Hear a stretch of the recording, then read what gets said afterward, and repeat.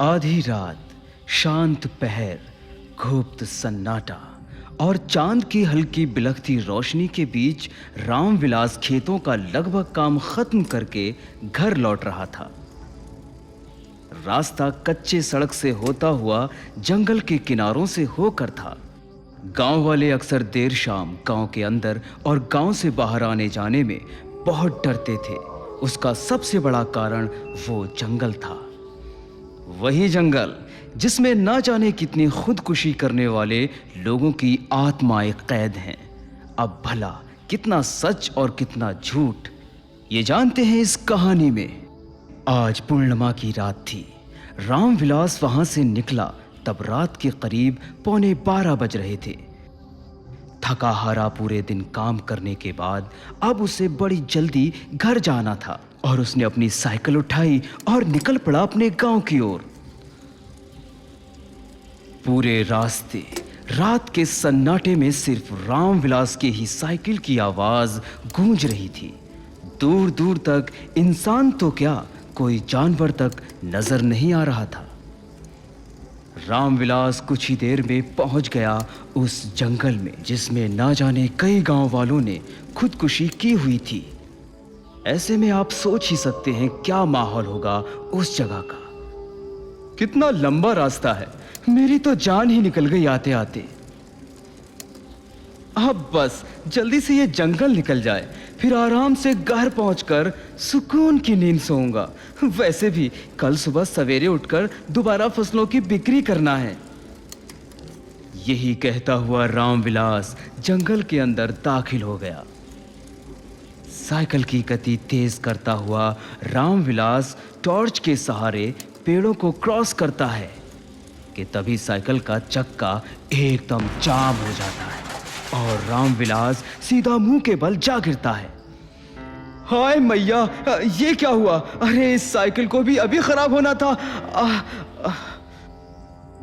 रामविलास अब वहां से पैदल ही गुजरने लगा।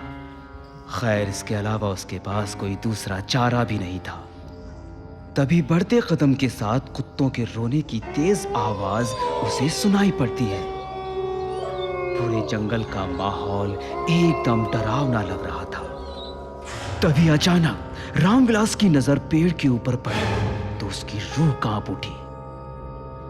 उसने देखा एक आदमी गर्दन में फांसी लगाए डाल से झूल रहा था।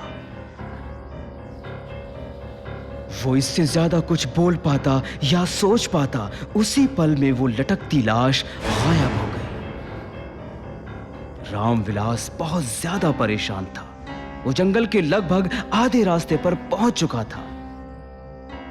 मैंने सुना है गांव के किसान और अपनी जिंदगी से परेशान लोग इसी जंगल में आकर आत्महत्या कर लेते हैं और फिर हमेशा उनकी आत्मा इसी जंगल में भटकती रहती है और सूरज ढलने के बाद जंगल से गुजरने वाले लोगों को मार देती है। तभी उसे एक औरत के रोने की आवाज सुनाई देने लगी। हे राम, उठिए उठिए, हमें छोड़कर मत जाइए।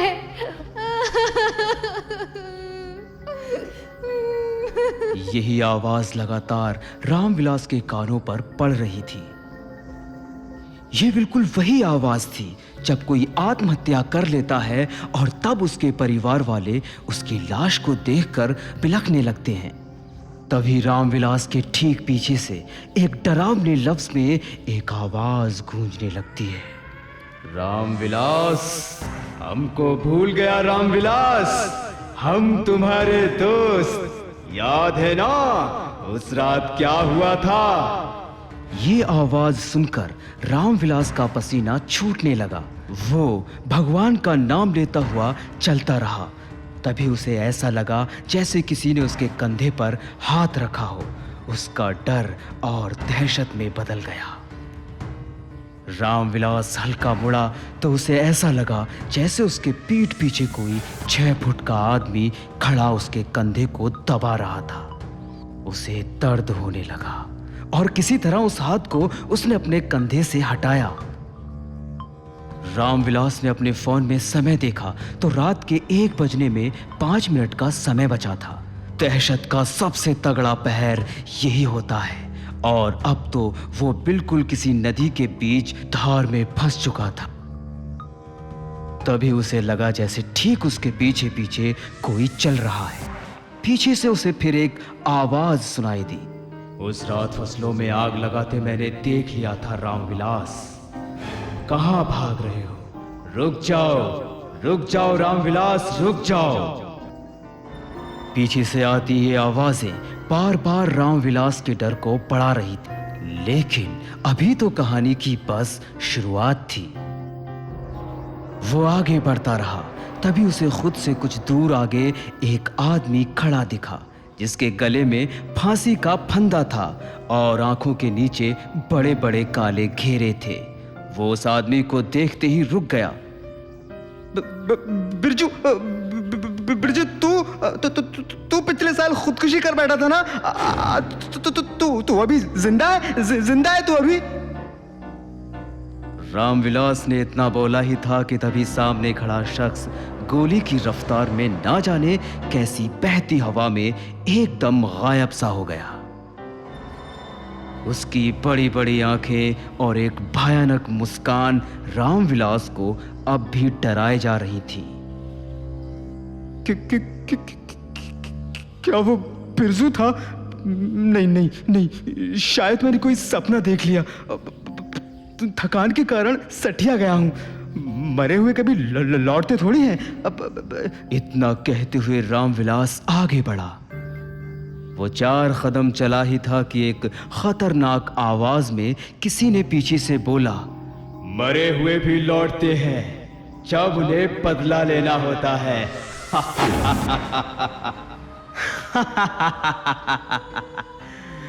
एक तेज भूतिया हंसी पूरे जंगल में गूंजने लगती है।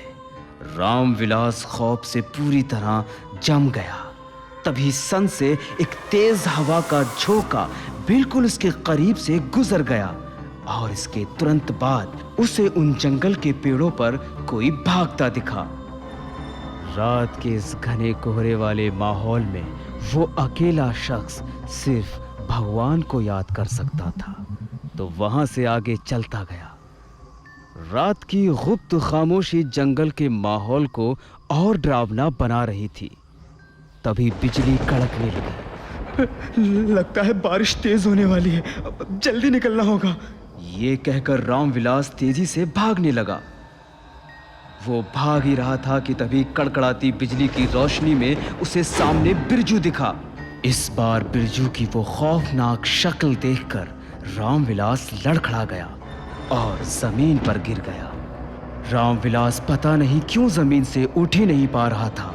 ऐसा लग रहा था वो जमीन से चिपक गया। तभी बिरजू धीरे धीरे रामविलास की तरफ बढ़ रहा था।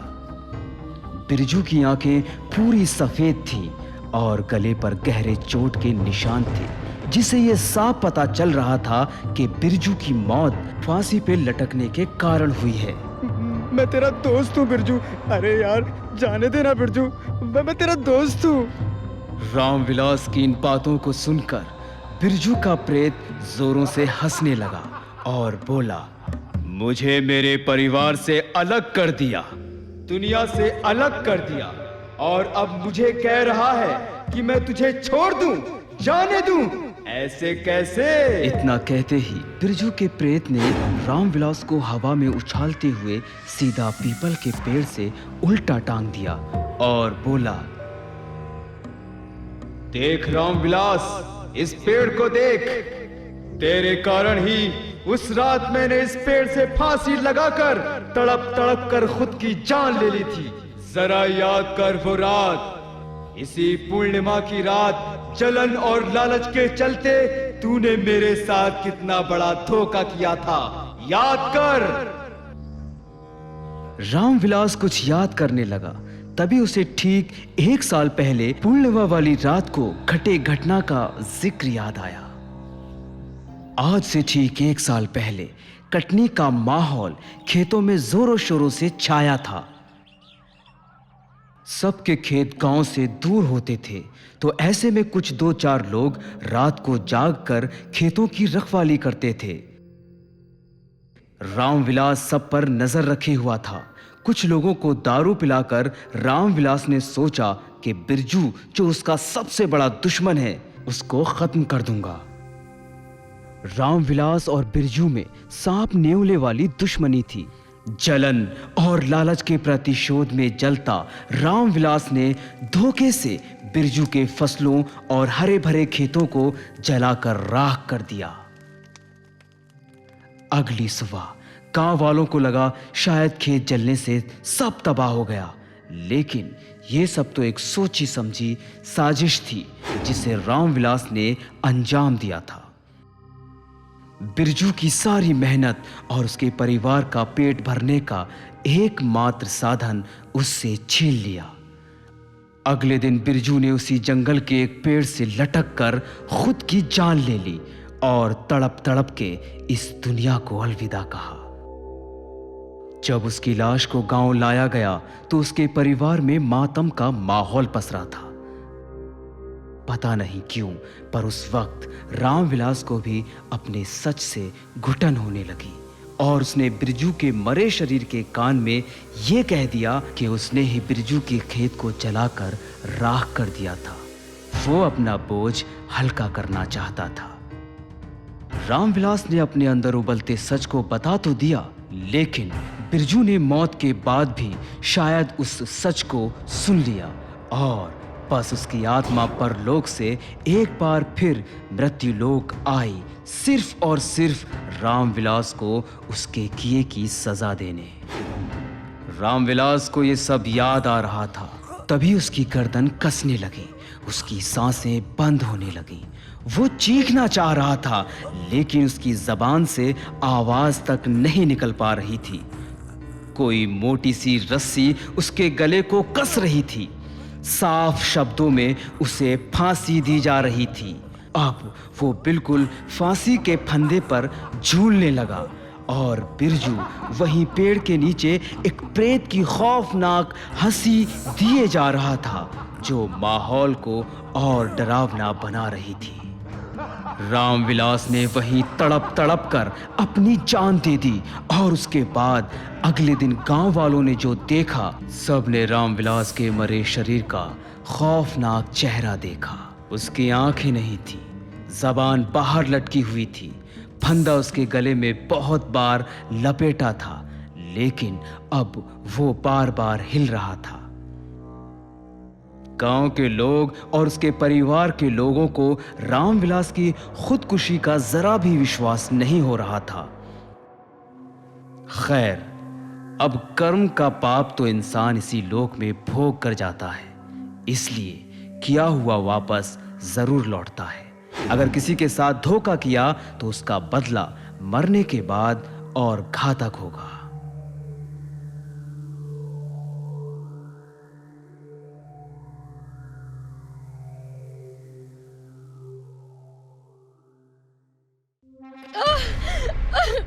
मुझे मत मारो, मुझे मत मारो, छोड़ दो मुझे।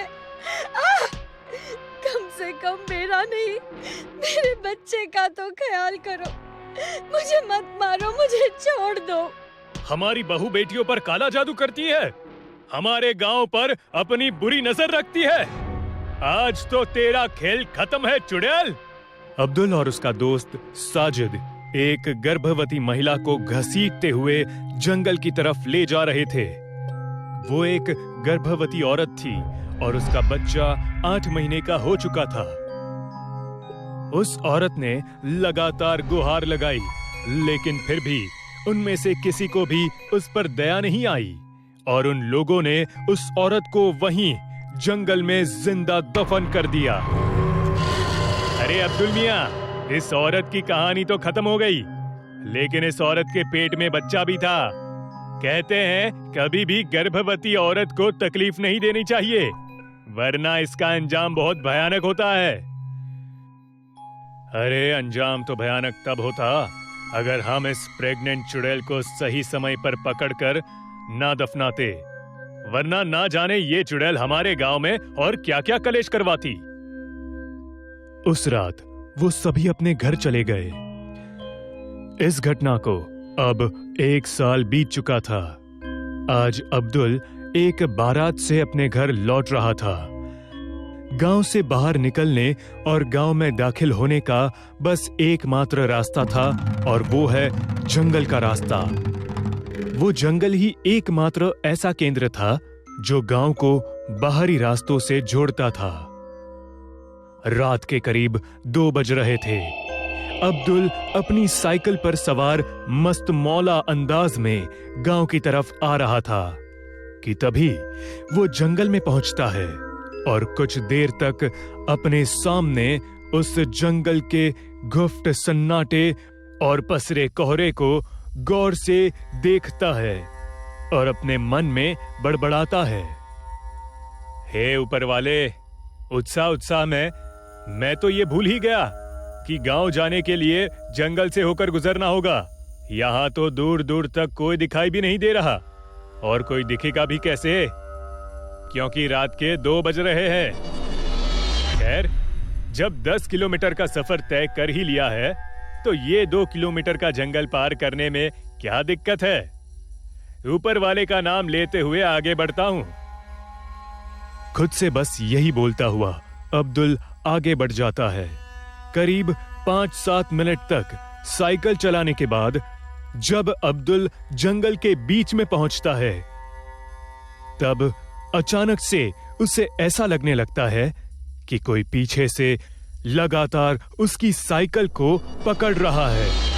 अचानक से अब्दुल अपना बैलेंस खो देता है और साइकिल से नीचे की तरफ जा गिरता है। अब्दुल जैसे ही नीचे गिरता है, एक तेज रफ्तार में उसकी साइकिल सरकती है और फिर वहां से गायब हो जाती है। हे ऊपर वाले, मेरी रक्षा करना, आज ना जाने क्या होने वाला है। अब्दुल तेज कदमों के साथ आगे बढ़ने लगा। जंगल का वो गुफ्त सन्नाटा उसकी रगों में डर के तूफान को और बढ़ा रहा था। तभी तेज बिजली कड़की और अब्दुल अपने सामने के नजारे को देखकर एकदम स्थिर खड़ा हो गया, जैसे उसे सांप सूंघ गया हो। उसके ठीक सामने एक छोटा सा बच्चा खड़ा था जो तेज किलकारी लगाते हुए हंस रहा था। अरे बाप रे, ये सब क्या हो रहा है? जल्दी निकलना पड़ेगा यहाँ से। अब्दुल भागने के लिए जैसे ही अपने कदम आगे बढ़ाता है तभी उसे ठीक अपने पीछे से एक औरत की आवाज आती है, रुक जा हत्यारे। अब्दुल की सांसें तेज होने लगती है। वो थोड़ी हिम्मत जुटाकर पीछे पलटता है तो उसके होश उड़ जाते हैं। एक औरत पुतले के समान खड़ी अब्दुल को घूर रही है। तुम तो वही हो ना जिसे हमने पिछले साल मार दिया था, लेकिन तुम जिंदा कैसे? तू बस यही सोच, मैं मरने के बाद भी दोबारा कैसे लौट आई।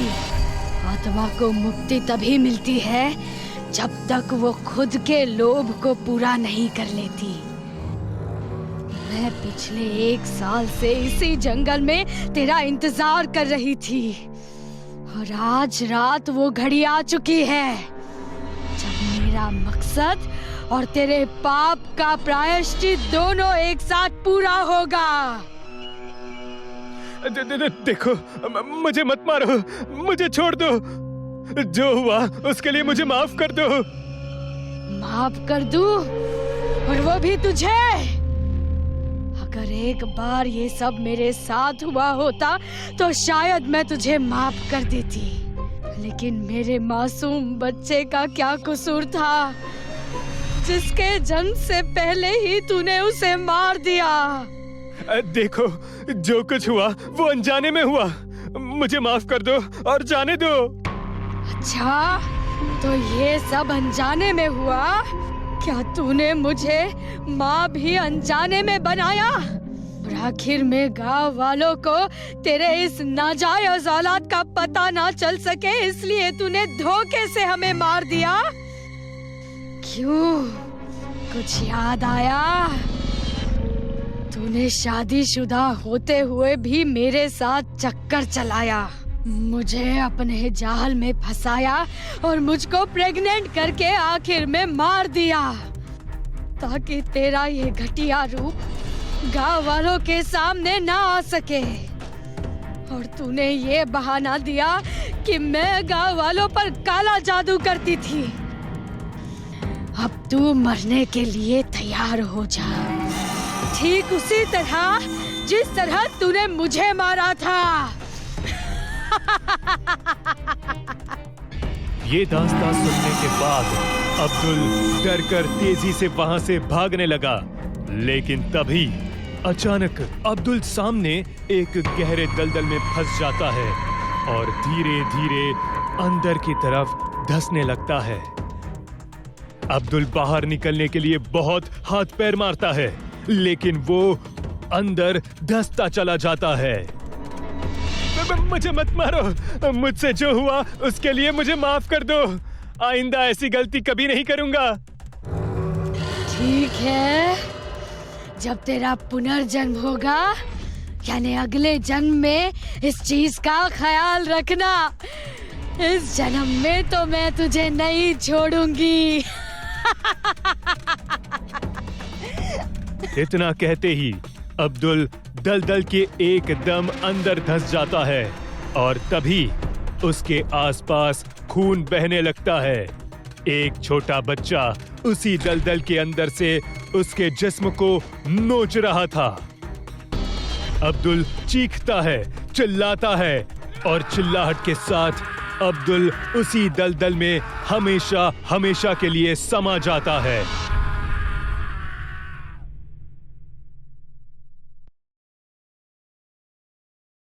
बहुत साल पहले की बात है। एक गांव में एक नदी थी जिसके किनारे मंजीनाथ नाम का आदमी अपनी बीवी सुल्लू के साथ रहता था।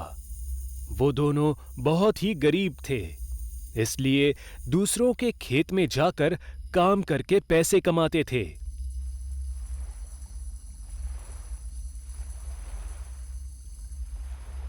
एक दिन ऐसे ही वो दोनों काम पर जाने के लिए निकले तो जाते जाते सुल्लू की नजर नदी में पड़ी।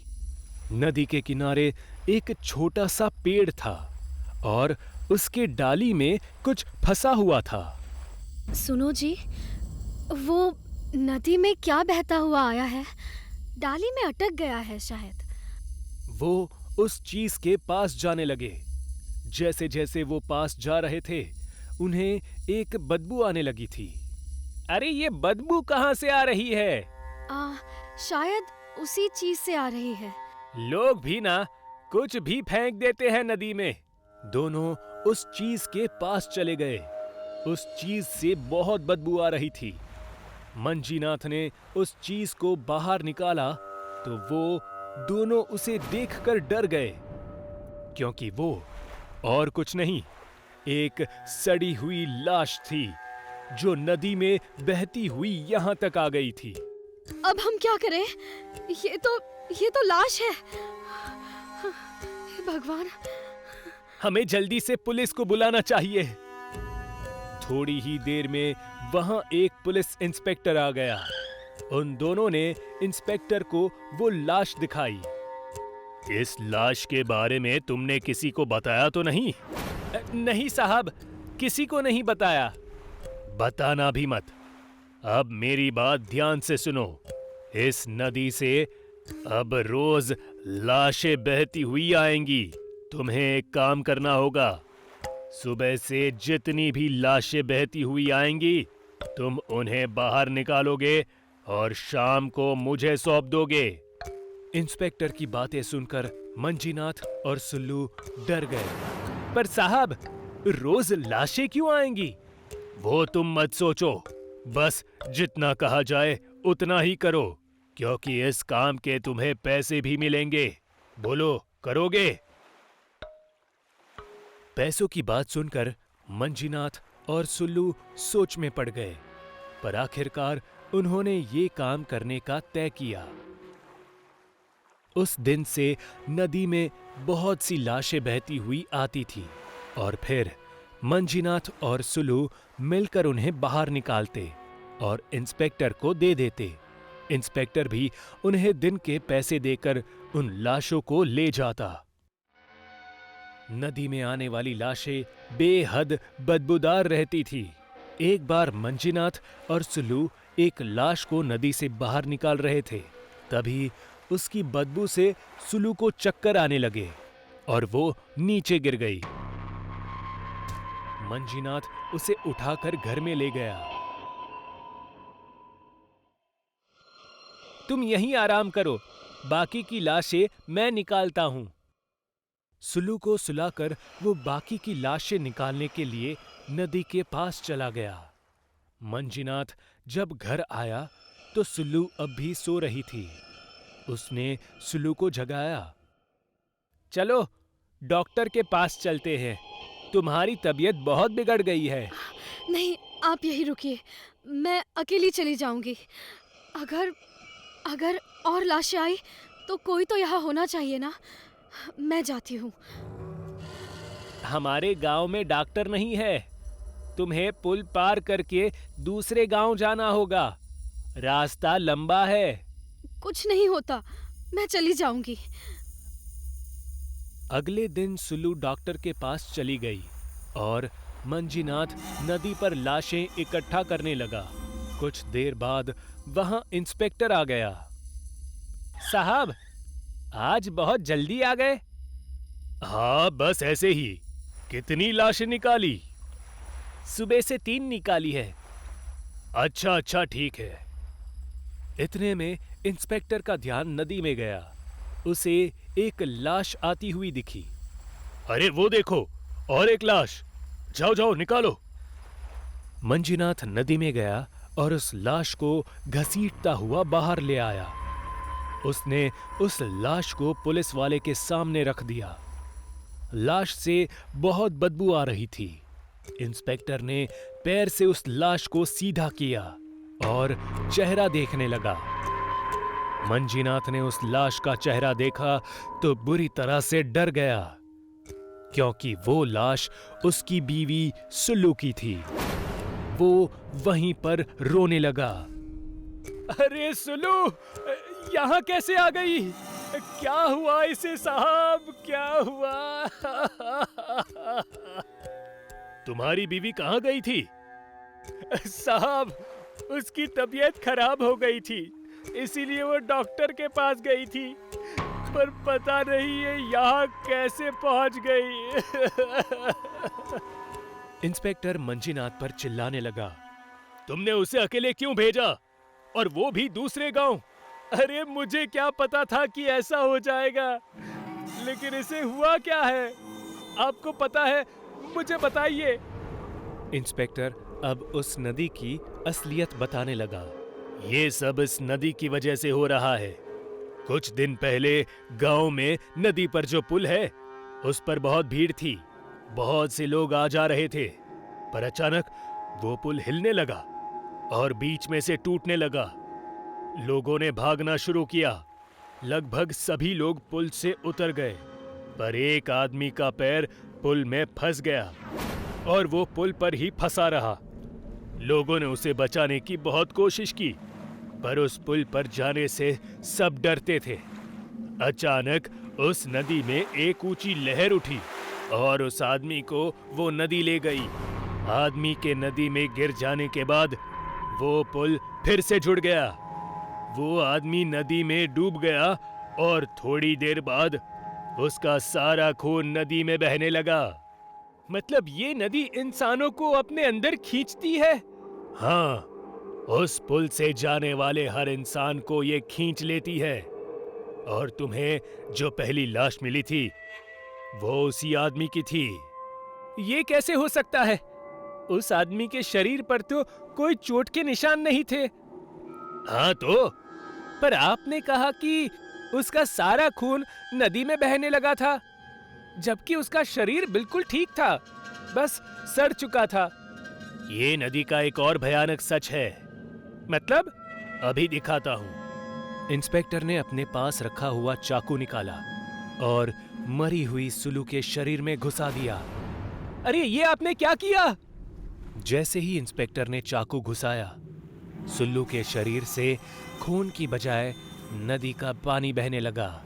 और धीरे धीरे उसका शरीर सिकुड़ने लगा। सुल्लू को देखकर मंजीनाथ और जोर से रोने लगा। अरे ये सब क्या है इंस्पेक्टर साहब? ये नदी सिर्फ इंसानों को खींचती नहीं, बल्कि उनका सारा खून बाहर निकालकर उसके अंदर अपना पानी भर देती है, जिसके कारण शरीर सड़ जाता है। और इसलिए तुमसे ले जाने के बाद हम इन लाशों में से ऐसे ही पानी निकालते हैं और उन्हें जला देते हैं। इंस्पेक्टर सुल्लू के साथ बाकी की लाशें भी अपने साथ ले गया और उन्हें जला दिया।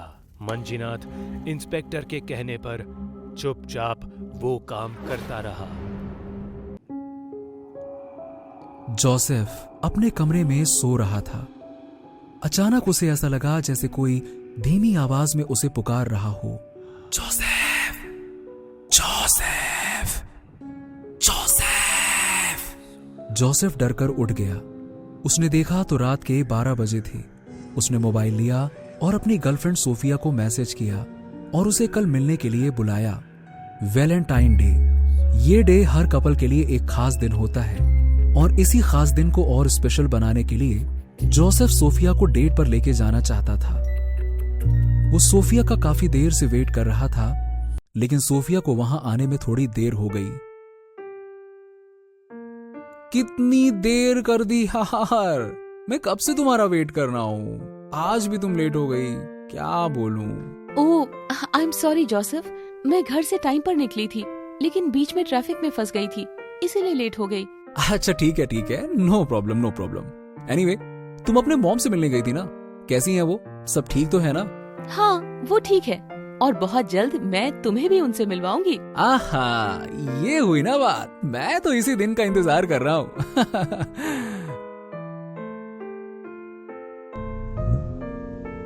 ऐसा कहकर जोसेफ सोफिया को एक होटल में लेकर गया। जोसेफ ने होटल में एक टेबल बुक किया था। उस टेबल को गुलाब और कैंडल से सजाया गया था और खाने की चीजें रखी हुई थी। वहां उन दोनों ने बहुत अच्छा वक्त गुजारा, खाना खाया और डांस किया। Joseph, thank you so much, तुमने मेरे लिए इतना सब कुछ किया। मैं नहीं जानती थी कि मैं तुम्हारी जिंदगी में इतनी स्पेशल हूँ। अच्छा, तो अब तुम मुझे थैंक यू बोलोगी, है ना? अरे सोफिया, मैं तुमसे प्यार करता हूँ यार, और अपने प्यार के लिए तो मैं इतना तो कर ही सकता हूँ। और हम जल्दी शादी भी तो करेंगे और मैं तुमसे बहुत बहुत बहुत बहुत बहुत सारा प्यार करता हूँ। और सोफिया, प्लीज यार मुझे कभी छोड़ कर मत जाना यार, मैं तुम्हारे बिना ना जी नहीं पाऊंगा। जोसेफ की बात सुनकर सोफिया की आंखों में आंसू आ गए और उसने जोसेफ को गले लगा लिया और कहा कि वो हमेशा उसके साथ रहेगी, कभी उसे छोड़कर नहीं जाएगी। फिर दोनों एक दूसरे में खो गए। और अगले दिन सुबह जब जोसेफ अपने बिस्तर से उठा तो उसने देखा कि सोफिया उसके साथ नहीं है। उसने वॉशरूम और बालकनी में भी उसे देखा, लेकिन सोफिया उसे कहीं दिखाई नहीं दी। जोसेफ ने सोफिया का कॉल ट्राई किया, लेकिन उसका मोबाइल नंबर बंद आ रहा था। जोसेफ को कुछ समझ नहीं आ रहा था। वो जल्दी से तैयार हो गया और उसने रिसेप्शन पर जाकर सोफिया के बारे में पूछताछ की, लेकिन किसी को सोफिया के बारे में कुछ नहीं पता था। जोसेफ अपने घर आया और वो कंटिन्यू सोफिया को कॉल पे कॉल किए जा रहा था, लेकिन कोई फायदा नहीं हुआ। ये नंबर कब स्विच ऑन होगा? यार सोफिया, तुम कहां हो? मुझे तुम्हारी बहुत फिक्र हो रही है। बिना कुछ कहे कहां चली गई यार? बस एक बार मेरे पास आ जाओ। अगर कोई प्रॉब्लम है तो मुझे बताओ तो सही, मैं हमेशा तुम्हारे साथ रहता हूं। लेकिन ऐसे यूं अचानक कहां चली गई हो तुम यार? जाने से पहले तुमने एक बार भी मेरे बारे में नहीं सोचा कि तुम्हारे बिना मेरा क्या हाल होगा। ऐसे ही 8 दिन बीत गए। जोसेफ सोफिया को ढूंढने की बहुत कोशिश कर रहा था, लेकिन कोई फायदा नहीं हुआ। जोसेफ का ऑफिस के कामों में भी मन नहीं लग रहा था। वो हर वक्त सोफिया के बारे में ही सोचता रहता। इसीलिए उसने ऑफिस से कुछ दिन की छुट्टी ले ली। अब वो पूरा दिन सोफिया को ढूंढता रहता। उसने उसके दोस्तों से भी पूछताछ की, लेकिन किसी को भी सोफिया के बारे में नहीं पता था। जोसेफ जब अपने बेड पर सोने की कोशिश कर रहा था, तब उसे याद आया कि सोफिया ने एक बार उसे अपनी माँ के घर का एड्रेस बताया था। उसे लगा कि सोफिया शायद अपने माँ के पास गई होगी अपने रिश्ते के बारे में बताने। अगले दिन जोसेफ अपनी कार लेकर सोफिया के माँ के घर जाने के लिए निकल पड़ा। गाड़ी चलाते चलाते अचानक से गाड़ी के सामने से एक काला साया गुजरा। जोसेफ ने तुरंत गाड़ी रोक दी। जोसेफ को कुछ पल के लिए डर सा लगा। ये क्या था? सचमुच गाड़ी के सामने से कुछ गुजरा या ये सिर्फ मेरा वहम था? यहां आसपास तो कुछ नजर नहीं आ रहा है। शायद मैं ही कुछ ज्यादा ही सोच रहा हूं। चलो, वैसे भी वक्त नहीं है मेरे पास, जल्दी से सोफिया की मां के पास जाता हूं। जोसेफ थोड़ी दूर गया ही था कि उसके गाड़ी का टायर पंक्चर हो गया। अरे यार, शिट! इस टायर को अभी पंक्चर होना था और यहां कोई हेल्प के लिए भी नजर नहीं आ रहा है। ओ गॉड, प्लीज हेल्प मी। बहुत देर वेट करने के बाद भी जोसेफ को कोई हेल्प नहीं मिली, इसीलिए उसने पैदल जाने का फैसला किया। रात के अंधेरे में उसे अकेले जाने से तो डर लग रहा था, पर सोफिया से मिलने की चाह में वो चलता गया। कुछ दूर जाने के बाद उसे एक आदमी मिला। जोसेफ ने उन्हें सोफिया की मां के बारे में पूछा। उसने सोफिया के घर जाने का रास्ता बताया। बेटा, रास्ता तो मैंने बता दिया है, लेकिन तुम वहां जाना क्यों चाहते हो?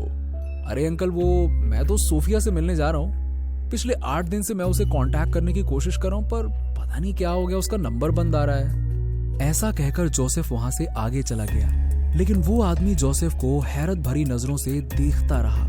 थोड़ी देर में जोसेफ सोफिया की मां के घर पहुंच गया। उसने बाहर से ही सोफिया को आवाज लगाई। सोफिया! सोफिया! सोफिया! अरे कहां हो तुम सोफिया? देखो, मैं तुमसे मिलने आया हूं, प्लीज बाहर आ जाओ। सोफिया! सोफिया! आवाज लगाने के बाद भी सोफिया बाहर नहीं आई। थोड़ी देर में एक बूढ़ी औरत बाहर आई। कौन हो तुम बेटा, और यहाँ क्यों आए हो? हेलो आंटी, मेरा नाम जोसेफ है। मैं सोफिया का दोस्त हूँ। सच कहूँ तो मैं सोफिया से प्यार करता हूँ और उससे शादी भी करना चाहता हूँ। सोफिया ने शायद आपको ये बताया होगा, उसने कहा था मुझसे कि उसने आपको बताया है। लेकिन देखिए ना आंटी, मैं 8 दिन से सोफिया को मिलने की कोशिश कर रहा हूँ, लेकिन उसका मोबाइल बंद आ रहा है। मैंने उसके घर जाकर भी देखा, लेकिन रूम बंद था। मैंने उसे कहाँ नहीं ढूंढा, लेकिन वो मुझे मिली ही नहीं। अगर वो यहाँ है तो प्लीज उसे बाहर बुलाइए ना, मुझे उससे मिलना है। जोसेफ की बात सुन सोफिया की माँ रोने लगी। क्या हो गया आंटी, आप रो क्यों रही हैं? मुझसे कुछ गलती हो गई क्या? प्लीज आंटी, आप रोइए मत, प्लीज। क्या हो गया, आप मुझे बताइए ना, क्या हुआ? अब वो मेरे या तुम्हारे बुलाने से नहीं आएगी बेटा। नहीं आएगी? मतलब आप ऐसा क्यों कह रहे हो आंटी?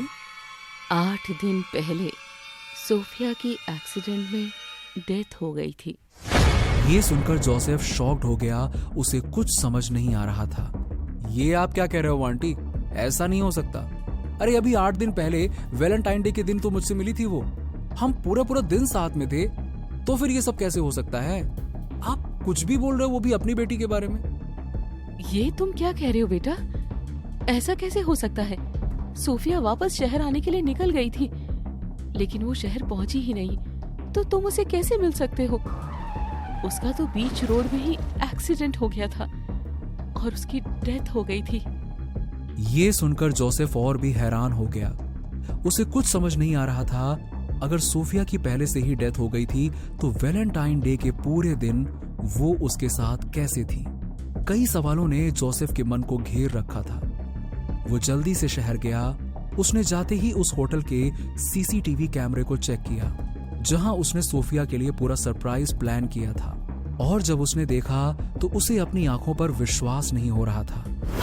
वैलेंटाइन डे के पूरे दिन वो अकेला ही था। उसके साथ कोई भी दिखाई नहीं दे रहा था। वो अकेले ही टेबल पर बैठकर बातें कर रहा था। जोसेफ को अब सारी बात समझ आने लगी थी। उसे याद आया कि जब सोफिया जिंदा थी तो उसने एक बात बताई थी। क्या हुआ जोसेफ, परेशान लग रहे हो? कोई प्रॉब्लम है क्या? अरे प्रॉब्लम तो नहीं है सोफिया, बस मुझे एक ही बात बार बार परेशान कर रही है। तुम्हारी माँ हमारे रिलेशन को एक्सेप्ट तो करेंगी ना? तुम कभी मुझे छोड़कर तो नहीं जाओगी ना? बस इतनी सी बात। जोसेफ, तुम बिल्कुल टेंशन मत लो, मेरी मॉम मान जाएगी। और रही बात तुम्हें छोड़कर जाने की, तो वो मैं मरने के बाद भी नहीं करूंगी, समझे? जोसेफ को सोफिया की सारी बात याद आने लगी थी। अगले दिन वो वापस से सोफिया के घर गया जहां उसे दफन किया गया था। उसके कब्र के सामने बैठ गया। फूलों का बुके उसने सोफिया के कब्र के ऊपर रखा और रोने लगा। आई मिस यू सोफिया, तुम भले ही आज मेरे साथ नहीं हो, पर मेरे दिल में तुम्हारे लिए याद हमेशा रहेगी। I love you Sophia, I love you. तभी उसके कानों में सोफिया की आवाज गूंजी। जोसेफ, मैं हमेशा तुम्हारे साथ रहूंगी।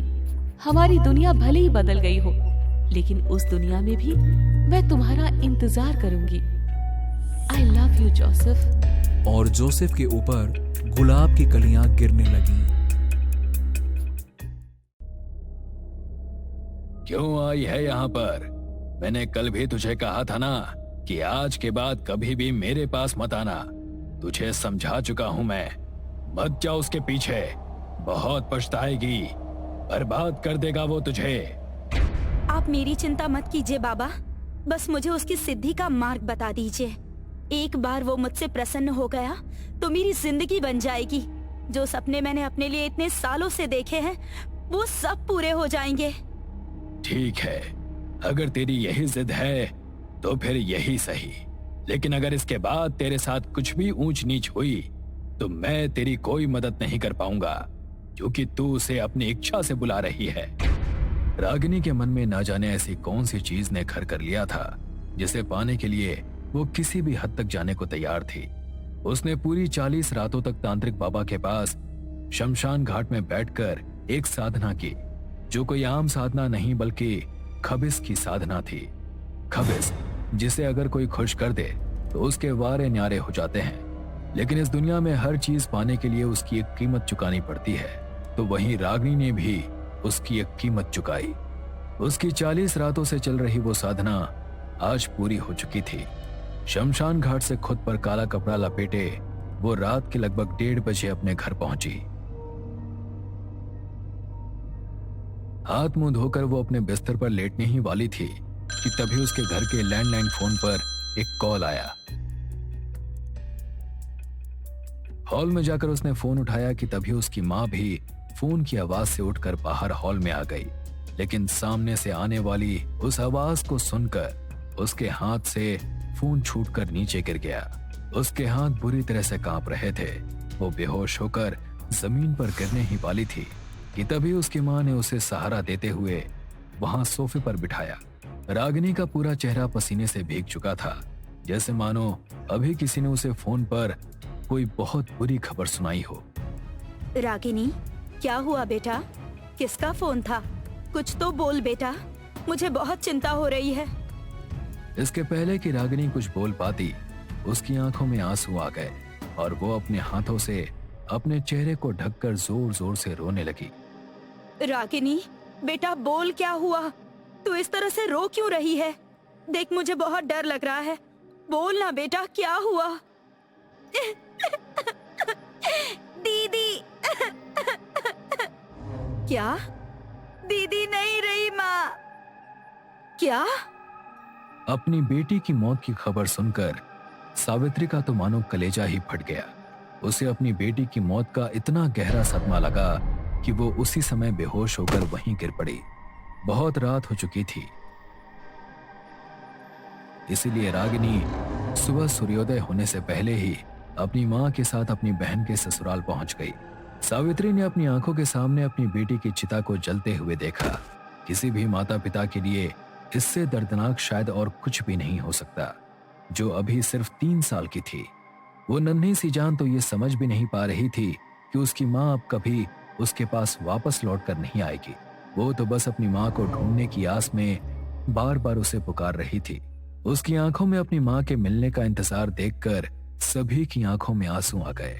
तभी सावित्री ने कहा, न जाने अचानक मेरी लाडो को किसकी नजर लग गई। इतनी कम उम्र में मेरी बच्ची हम सबको छोड़कर चली गई। मुझसे तो इसका मासूम चेहरा देखा भी नहीं जा रहा। किस तरह अभी भी अपने माँ के आने की आस लगाए बैठी है। बिन माँ के किस तरह बड़ी होगी हमारी बच्ची। माँ, कहते हैं मासी माँ जैसी होती है। हाँ, मैं जानती हूँ कि हर लड़की के अपने शादी को लेकर बहुत से अरमान होते हैं, लेकिन दीदी के चले जाने के बाद अब मेरा पहला फर्ज यही है कि मैं दीदी की जगह शैली की माँ बनकर उसे पालूं। क्या तू ये क्या कह रही है बेटी? ये बात कहनी जितनी आसान है, निभानी उतनी ही मुश्किल है। तू एक बार अच्छी तरह से सोच ले। मैंने सोच लिया है माँ। दीदी के जाने के बाद शैली को अब दूसरी माँ की जरूरत है, और किसी सौतेली माँ पर मैं अपनी शैली के लिए भरोसा नहीं कर सकती। इसीलिए मैं ही ये करूंगी। नहीं रागिनी, देखो, मैं तुम्हारी भावनाओं को समझता हूँ, लेकिन मैंने हमेशा सिर्फ निशा से प्यार किया है। भले ही वो हमेशा के लिए मुझे छोड़कर जा चुकी है, लेकिन फिर भी मैं किसी और को अपनी जिंदगी में आने की इजाजत नहीं दे सकता। मैं अपने मरते दम तक निशा से प्यार करता रहूंगा, और बात रही शैली की तो मैं उसे खुद पालूंगा। और तुम्हारा भी जब मन करे तुम शैली से मिलने आ सकती हो, लेकिन मैं ये शादी नहीं कर सकता। विक्रम की बात सुनकर रागिनी कुछ नहीं बोली। रागिनी और उसकी माँ कुछ दिन अपनी बहन के घर पर रुकते हैं, और माहौल थोड़ा शांत होने के बाद अपने घर पर लौटकर आ जाते हैं। रागिनी फिर से आधी रात के समय एक काली चादर ओढ़े शमशान घाट की ओर निकल जाती है, जहां तांत्रिक बाबा एक जलती हुई चिता के पास बैठकर कोई साधना कर रहे थे।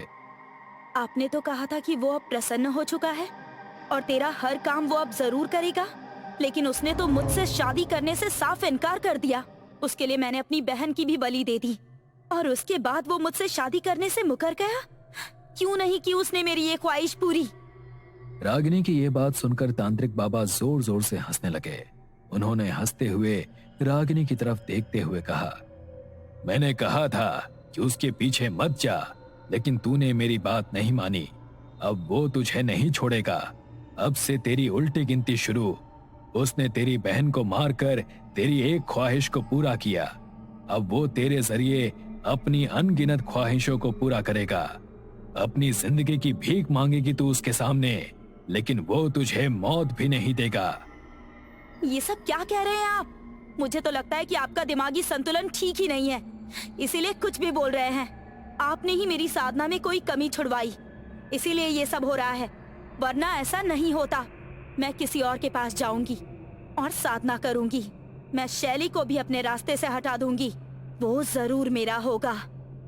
रागिनी इस तरह से तांत्रिक बाबा को ये सारी बातें बता रही थी जैसे उसके दिमाग में इस बात की कोई सनक सालों से भरी बैठी हो।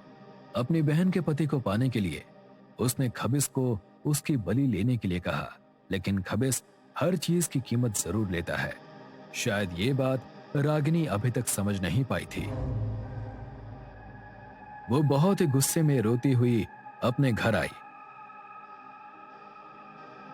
और चुपचाप अपने बिस्तर पर जाकर लेट गई। वो मेरा होगा, वो जरूर मेरा होगा। रागिनी ये बड़बड़ाते हुए अपनी आंखें बंद करके लेट गई। तभी उसे अपने कमरे में अपने बिस्तर के पास किसी के कदमों की आहट सुनाई देती है। रागिनी ने जैसे ही अपनी आंखें खोली तो उसने देखा कि उसके कमरे की जिस खिड़की को अभी थोड़ी देर पहले उसने बंद किया था वो खुली हुई थी, और उसके कमरे की दीवार पर कमरे की खिड़की से आने वाली चांद की हल्की हल्की रोशनी पड़ रही थी। लेकिन जैसे ही उसने ध्यान से दीवार की तरफ देखा तो उसे दीवार पर एक बेहद ही भयानक परछाई दिखाई पड़ी जो लगातार चलती हुई उसी की तरफ आ रही थी। इससे पहले कि रागिनी कुछ समझ पाती, उससे पहले ही वो परछाई मानो आकर उसके शरीर के अंदर समा गई। रागिनी अपने बिस्तर से उठने की कोशिश करने लगी, लेकिन उसका शरीर बुरी तरह से अकड़ चुका था। वो लाख कोशिश करने के बाद भी खुद को हिला डुला नहीं पा रही थी। वो मदद के लिए अपनी माँ को पुकारने की कोशिश कर रही थी, लेकिन डर के मारे उसके गले से उसकी आवाज तक नहीं निकल रही थी कि तभी उसके कानों में उसे एक बड़ी भयानक और दबी सी आवाज सुनाई देती है। अब तुम मेरी हो, मैंने तुम्हारी एक इच्छा पूरी की, अब मैं तुमसे अपनी सारी इच्छाओं को पूरा कराऊंगा। उस आवाज को सुनकर डर के मारे रागिनी का शरीर बुरी तरह से कांप रहा था, लेकिन फिर भी उसने हिम्मत करके नजर घुमाकर अपने कमरे में देखा तो उसे वहां कोई भी नजर नहीं आया। लेकिन तभी उसे अपने शरीर पर एक असामान्य बोझ महसूस हुआ। इससे पहले कि वो कुछ कर पाती, उसे महसूस होने लगा कि जैसे कोई उसके करीब आने की कोशिश कर रहा है। रागिनी बहुत घबरा गई। देखो, प्लीज प्लीज मुझे छोड़ दो, प्लीज मुझे जाने दो, गलती हो गई मुझसे, मुझे तुमसे कुछ नहीं चाहिए, प्लीज जाने दो मुझे। रागिनी के ऐसा कहते ही उसे अपने कमरे में एक बेहद भयानक हंसी सुनाई दी। तभी रागिनी को ऐसा महसूस हुआ जैसे कोई उसके शरीर को बुरी तरह से नोच रहा हो। दर्द के मारे वो जोर जोर से चीखने लगी। उसे लगा कि शायद उसके चीखने की आवाज सुनकर उसकी माँ उसकी मदद के लिए उसके पास आ जाएगी, लेकिन हैरत की बात यह थी कि उसकी चीखों की आवाज उसकी माँ तक पहुंच ही नहीं पाई। वो पूरी रात इसी तरह दर्द से बिलखती चिल्लाती रही और दर्द के मारे कुछ ही घंटों के बाद वो बेसुध हो गई। उसकी खिड़की से आने वाली रोशनी जब सुबह उसके चेहरे पर पड़ी तो उसकी आंख खुली। वो सिर्फ एक कंबल से लिपटी हुई थी। उसे अपनी हालत देखकर खुद पर तरस आ रहा था, लेकिन ये सब जो कुछ उसके साथ हो रहा था, इन सब का कारण वो खुद ही थी। उसके पूरे शरीर पर चोटों के निशान थे, लेकिन ये सब महज एक रात के अंदर होकर बंद नहीं हुआ। उसके साथ अब हर रात ये हादसे होने लगे। वो 6 महीने से ये सब भुगत कर अब थक चुकी थी। उसकी आंखों के नीचे गहरे काले गड्ढे हो चुके थे, आंखें धंसकर बिल्कुल अंदर को जा चुकी थी और उसका शरीर तो मानो अब हड्डियों का ढांचा मात्र बन चुका था। उसकी माँ भी उसकी ऐसी हालत देखकर अब अंदर ही अंदर खत्म होती जा रही थी। बेटा, आखिर कुछ तो बोल, तेरे साथ ये सब क्या हो रहा है? ऐसा क्या है जो कोई भी डॉक्टर तेरी बीमारी को समझ नहीं पा रहा? अगर कोई और बात है तो मुझे बता दे बेटा, मैं तेरी मदद करूंगी। अपनी माँ की इस बात का रागिनी ने कोई जवाब नहीं दिया और वो सीधे अपने कमरे में चली गई, क्योंकि जो कुछ भी उसके साथ हो रहा था वो किसी से कह नहीं सकती थी। उसने अपने कमरे के दरवाजे को अंदर से बंद कर लिया। रात बीती। रागिनी की माँ सुबह नाश्ता लेकर उसके कमरे की ओर बढ़ी। उन्होंने उसके कमरे का दरवाजा खटखटाया, लेकिन दरवाजा अंदर से खुला हुआ था। वो दरवाजा खोलकर जैसे ही अंदर गई तो सामने का नजारा देखकर उनके हाथ से नाश्ते की प्लेट छूटकर नीचे गिर गई। उनकी आंखों के सामने कमरे के पंखे पर उनकी बेटी की लाश झूल रही थी। रागिनी के पास उस खबीस से छुटकारा पाने का और कोई रास्ता नहीं था, इसीलिए रागिनी ने फांसी लगाकर अपनी जान दे दी थी। उसका मानना था कि शायद मरने के बाद उसे उस शैतान से मुक्ति मिल जाएगी, लेकिन वो ये नहीं जानती थी कि खबीस के हाथों अपनी बहन की बलि देकर उसने खुद अपनी मुक्ति के मार्ग को बंद कर दिया था। उसके इस कर्म के कारण भगवान भी उसे माफ नहीं कर पाए। उसे भगवान के घर तो मुक्ति नहीं मिली, लेकिन मरने के बाद भी वो हमेशा के लिए उस खबीस की गुलाम होकर रह गई। रागिनी की मौत को आज 3 साल बीत चुके हैं, लेकिन आज भी उसकी माँ को हर रात उसके कमरे से उसकी चीखों की आवाजें सुनाई देती हैं। अमित और सरिता शादी के बाद पहली बार सरिता के गांव धौलपुर जा रहे होते हैं। अमित का विदेश में काम होने की वजह से उन दोनों का यहाँ आना नहीं होता था। इस वजह से सरिता अपनी शादी के 15 साल बाद ट्रेन से अपने गांव जा रही होती है। सरिता की बेटी रोशनी भी उन लोगों के साथ पहली बार अपनी नानी के घर जा रही थी। आज इतने सालों बाद गांव जा रही हूँ। पता नहीं क्या क्या बदल गया होगा वहां सभी हमें देखकर सरप्राइज हो जाएंगे। शादी के बाद हमें कभी गांव आने का मौका नहीं मिला।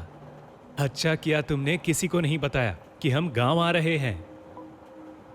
अमित सरिता की ट्रेन किसी वजह से लेट हो जाती है और उन लोगों को पहुंचने में रात हो जाती है। धौलपुर गांव के स्टेशन पर बिल्कुल सन्नाटा होता है।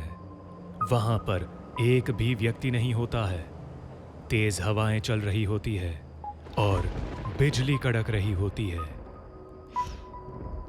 अभी रात के सिर्फ 11:30 बजे है, लेकिन गांव में ऐसा सन्नाटा है मानो जैसे यहाँ कोई नहीं रहता। यहाँ कोई ऑटो रिक्शा भी नहीं मिलने वाला। हमें यहाँ से पैदल ही घर की ओर जाना पड़ेगा। हाँ जल्दी करो, मौसम खराब हो रहा है, नहीं तो हम बारिश में फंस जाएंगे। तीनों पैदल ही घर की ओर बढ़ने लगते हैं। चारों तरफ घनघोर अंधेरा होता है। जोरों से आंधी चल रही होती है और बिजली कड़क रही होती है। तभी रोड के किनारे उन्हें टैक्सी वाला मिलता है, जो अपनी टैक्सी में सो रहा था। मैं इस टैक्सी वाले से बात करता हूं। अमित टैक्सी वाले के पास जाकर उसे उठाता है। ओ भैया, अरे ओ टैक्सी वाले भैया, हमें धौलपुर गांव जाना है। लगता है आप लोग इस गांव में नए आए हो। आपको नहीं पता, आज अमावस की काली रात है। आज की रात इस गांव में एक भी इंसान अपने घर से बाहर नहीं निकलता।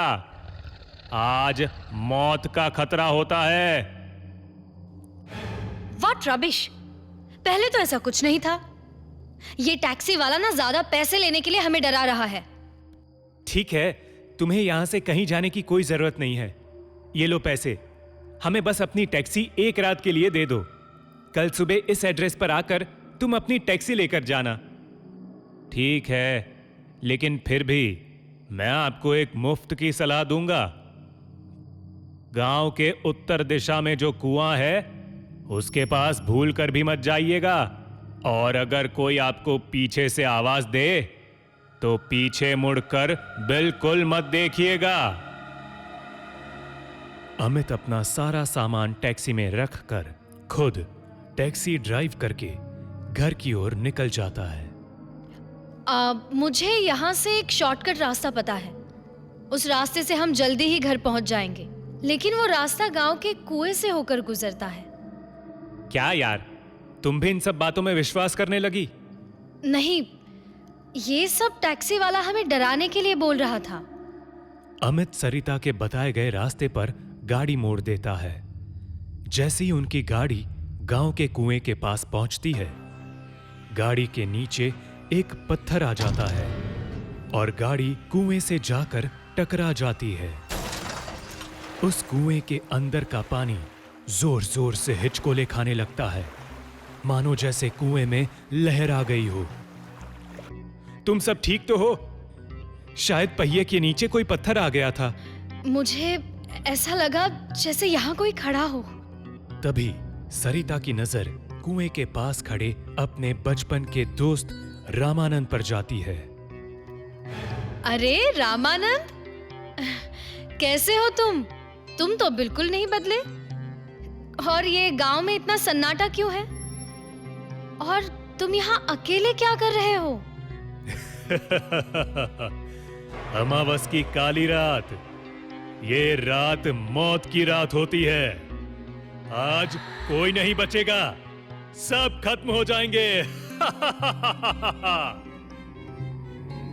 सरिता को रामानंद की बात बहुत अजीब लगती है। वो दोनों वहां से अपने घर की ओर निकल पड़ते हैं और थोड़ी ही देर में अपने घर पहुंच जाते हैं। कुछ देर गेट पर दस्तक देने के बाद सरिता की मां शांता हाथ में मशाल लिए गेट खोलती है। अरे माँ, ये क्या कर रही हो? हमें मारने का इरादा है क्या? तुम लोग इतनी रात को, वो भी आज अमावस की रात को? ये सब सरिता का आइडिया था, आप लोगों को सरप्राइज देने का। और ये अमावस की रात का क्या लगा रखा है पूरे गांव में? जो मिलता है अमावस की रात बोलकर हमें डरा देता है। शांता सभी को घर के अंदर लेकर जाती है। तुम्हें नहीं पता, तुम्हारे शादी के बाद इस गांव में क्या क्या हो चुका है। कई लोग अपनी जान गंवा चुके हैं। हमारे बाबा की जान भी इस अमावस की काली रात ने ली है। रास्ते में रामानंद मिला था। वो भी ऐसी ही बातें कर रहा था। क्या क्या कहा तुमने? रामानंद मिला था? हाँ, गांव के पुराने कुएं के पास। लेकिन आप उसका नाम सुनकर इतना चौंक क्यों गई? क्योंकि आज से 15 साल पहले उसकी मौत हो चुकी है। रामानंद उस कुएं में कूदकर मर चुका है। ये सुनकर सभी के होश उड़ जाते हैं। सरिता को समझ नहीं आ रहा था कि उसने जिसे कुएं के पास देखा वो आखिर था कौन। अब वो किसी को नहीं छोड़ेगा। तुम लोगों ने आज की रात यहाँ आकर बहुत बड़ी गलती कर दी है। तुम सब घर के बाहर कदम नहीं रखना। सभी अपने कमरे में जाकर सो जाते हैं, लेकिन रोशनी को नींद नहीं आती। उसकी आंखों के सामने वही कुएं का नजारा घूम रहा होता है। सभी जब सो जाते हैं तो रोशनी अकेले ही उस कुएं की ओर बढ़ने लगती है। जोर से गेट टकराने की आवाज से सरिता की आंख खुलती है। रोशनी, रोशनी, रोशनी कहाँ चली गई? तभी सरिता देखती है कि रोशनी उस कुएं की ओर जा रही है। सरिता भी उसके पीछे पीछे कुएं की तरफ निकल जाती है। रोशनी, रोशनी रुको, उधर मत जाओ। रोशनी। रोशनी उस कुएं के पास पहुंचकर उसमें कूदने ही वाली होती है कि पीछे से सरिता आकर उसे पकड़ लेती है। तभी कुएं के अंदर की दीवार से बिल्ली की तरह चलता हुआ रामानंद निकलता है। सरिता उसे देखकर डर जाती है। तुम मेरी बच्ची को क्यों मारना चाहते हो? हमने तुम्हारा क्या बिगाड़ा है? तुम मेरे बचपन के दोस्त थे। रामानंद सरिता को धक्का देता है और रोशनी को अपने साथ कुएं के अंदर ले जाता है। सरिता वहीं पर बेहोश पड़ी रहती है। अगली सुबह जब उसे होश आता है तो कुएं की बाल्टी वाली रस्सी से रोशनी कुएं के पास उल्टी लटकी होती है। तुम दोनों यहाँ इस हालत में कैसे पहुंचे? मैंने साफ साफ कहा था कोई भी घर से बाहर नहीं निकलेगा। रोशनी, रोशनी की ये हालत कैसे हुई? रोशनी, वो रामानंद रोशनी को अपने साथ कुएं में लेकर कूद गया था। सभी सरिता और रोशनी को लेकर घर जाते हैं। रोशनी को तेज बुखार होता है। सरिता शांता से रामानंद की मौत के बारे में पूछती है। ये सब क्या हो रहा है? रामानंद तो मेरा कितना अच्छा दोस्त था। वो अचानक हमारे जान का दुश्मन क्यों बन बैठा है? उसने मेरे पिताजी की जान क्यों ली? रामानंद बचपन से तुमसे बहुत प्यार करता था। वो हमेशा से तुमसे शादी करना चाहता था, लेकिन तुम्हारे पिताजी इस शादी के खिलाफ थे। उन्होंने शहर जाकर तुम्हारी शादी अमित से करा दी। इस बात से रामानंद पागल जैसे हो गया और एक अमावस्या की रात वो उस कुएं में कूदकर अपनी जान दे दी। क्या इस वजह से उसने पिताजी की हत्या कर दी और हमारे भी जान का दुश्मन बन बैठा है? तुम सभी आज ही इस गांव से दूर चले जाओ। यहाँ तुम्हारी जान को खतरा है। सरिता, अमित और रोशनी उसी दिन उस गांव से निकलने वाले होते हैं, लेकिन रामानंद की आत्मा किसी भी हालत में उन्हें ये गांव छोड़कर नहीं जाने देना चाहती थी। वो लोग गाड़ी से स्टेशन की ओर निकलने लगते हैं। तभी सरिता गाड़ी के शीशे में देखती है रामानंद उनके साथ उसी गाड़ी में बैठा होता है। वो देखकर जोर से चिल्लाती है, रामानंद, रामानंद यही है। हमारे साथ इसी गाड़ी में है।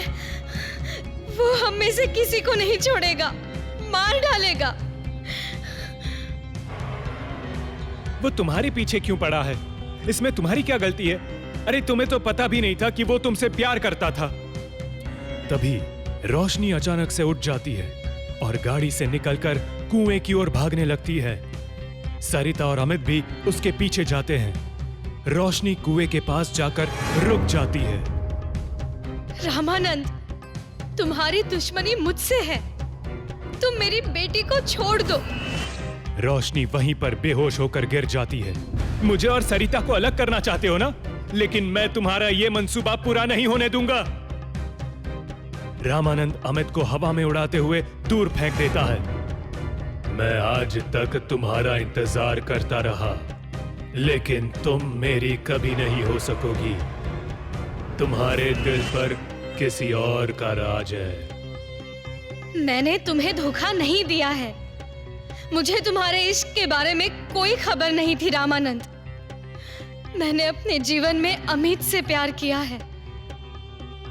रामानंद कुएं के पानी में हमेशा के लिए गायब हो जाता है।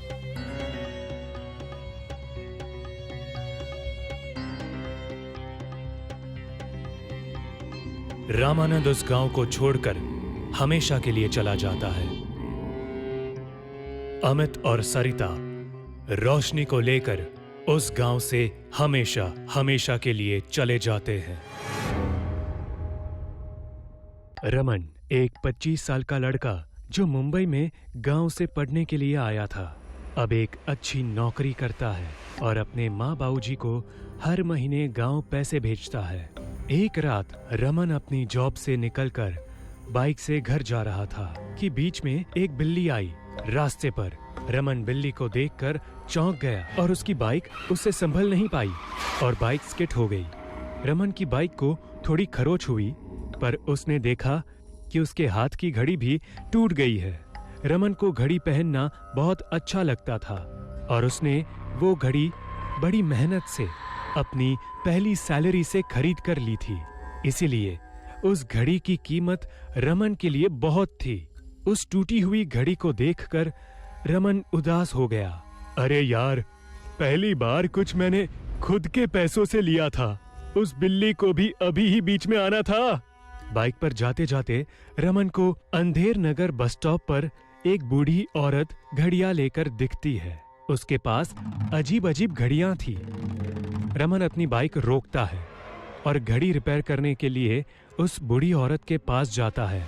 आंटी जी, मेरी ये घड़ी ठीक करके दे सकती हो क्या?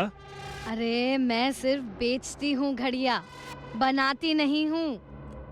अरे यार, ठीक है, मैं ये घड़ी जेब में रख देता हूँ अभी के लिए। आंटी जी, मुझे एक घड़ी चाहिए। अच्छा, कौन सी चाहिए तुम्हें? रमन उन सारी घड़ियों को देखता है। कुछ आकार में छोटी होती है, कुछ बड़ी होती है। रमन बहुत सोचकर एक घड़ी देखता है। वो घड़ी रमन को बहुत पसंद आती है। हाँ, ये वाली दे दो, मुझे ये बहुत अच्छी लगी। कितने पैसे हुए आंटी इसके? रमन सामने देखता है तो कोई दिखता नहीं, मानो जैसे वहां कोई था ही नहीं। ना उस औरत के जाने की आवाज आई और ना ही उस औरत ने पैसे लिए। अरे पैसे तो लेकर जाती, कैसी औरत है बेचारी। एक तो अकेले यहाँ घड़ियां बेच रही थी और मैंने उससे पैसे भी नहीं दिए। रमन अपनी गाड़ी पर बैठने जाता है, तभी उसे दूर से एक आवाज सुनाई देती है। मुझे पैसे चाहिए भी नहीं। ये आवाज कहाँ से आई? आंटी, कहाँ हो आप? रमन को कोई नहीं दिखता।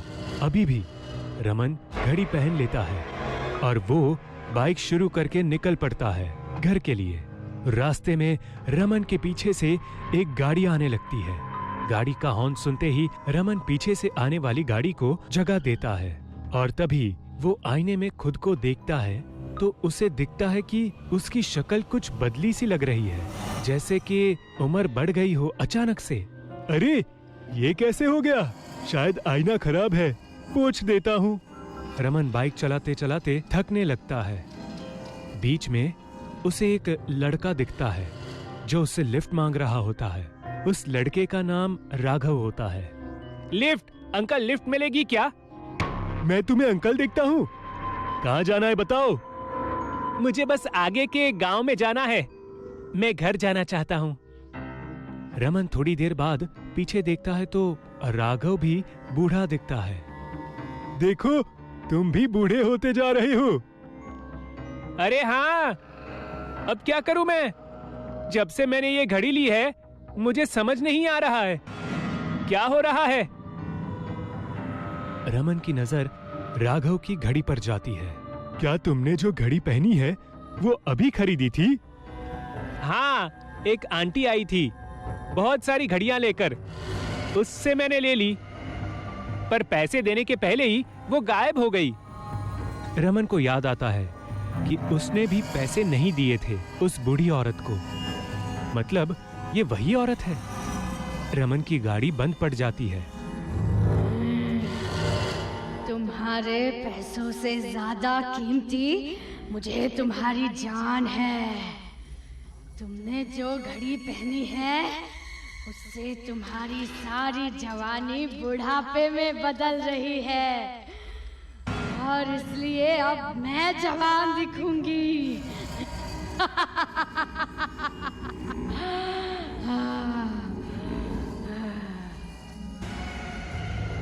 वो बूढ़ी औरत रमन राघव के सामने आती है। चुड़ैल अपना घूंघट उठाती है और जोरों से हंसने लगती है। तुम भूत हो? मुझे लगा ही कुछ अजीब हो रहा है। मैं अपनी घड़ी अभी के अभी हाथ से निकालकर तोड़ देता हूँ। फिर ये देखो। रमन घड़ी निकालने लगता है पर घड़ी निकलती नहीं। रमन दांत से घड़ी निकालने की कोशिश करता है पर उसके दांत कमजोर हो जाते हैं उम्र की वजह से। राघव भी दांत से घड़ी निकालने की कोशिश करता है पर राघव का दांत टूट जाता है। आए भगवान, ये क्या हो गया? अभी तक तो मेरी आधी उम्र भी नहीं हुई थी और अभी ही मेरे दांत गिरा दिए। राघव रोने लगता है। वो चुड़ैल उन दोनों की जान खुद में डालने लगती है। दोनों चिल्ला रहे होते हैं। तभी वहां एक तांत्रिक आता है और वो अपनी झोली से कुछ राख उड़ाकर उस चुड़ैल पर फेंकता है। ए चुड़ैल, ऐसे अनजान लोगों को पकड़कर उनकी जान ले लेना तुझे बहुत बड़ा पापी बनाता है। घोर पापी है तू।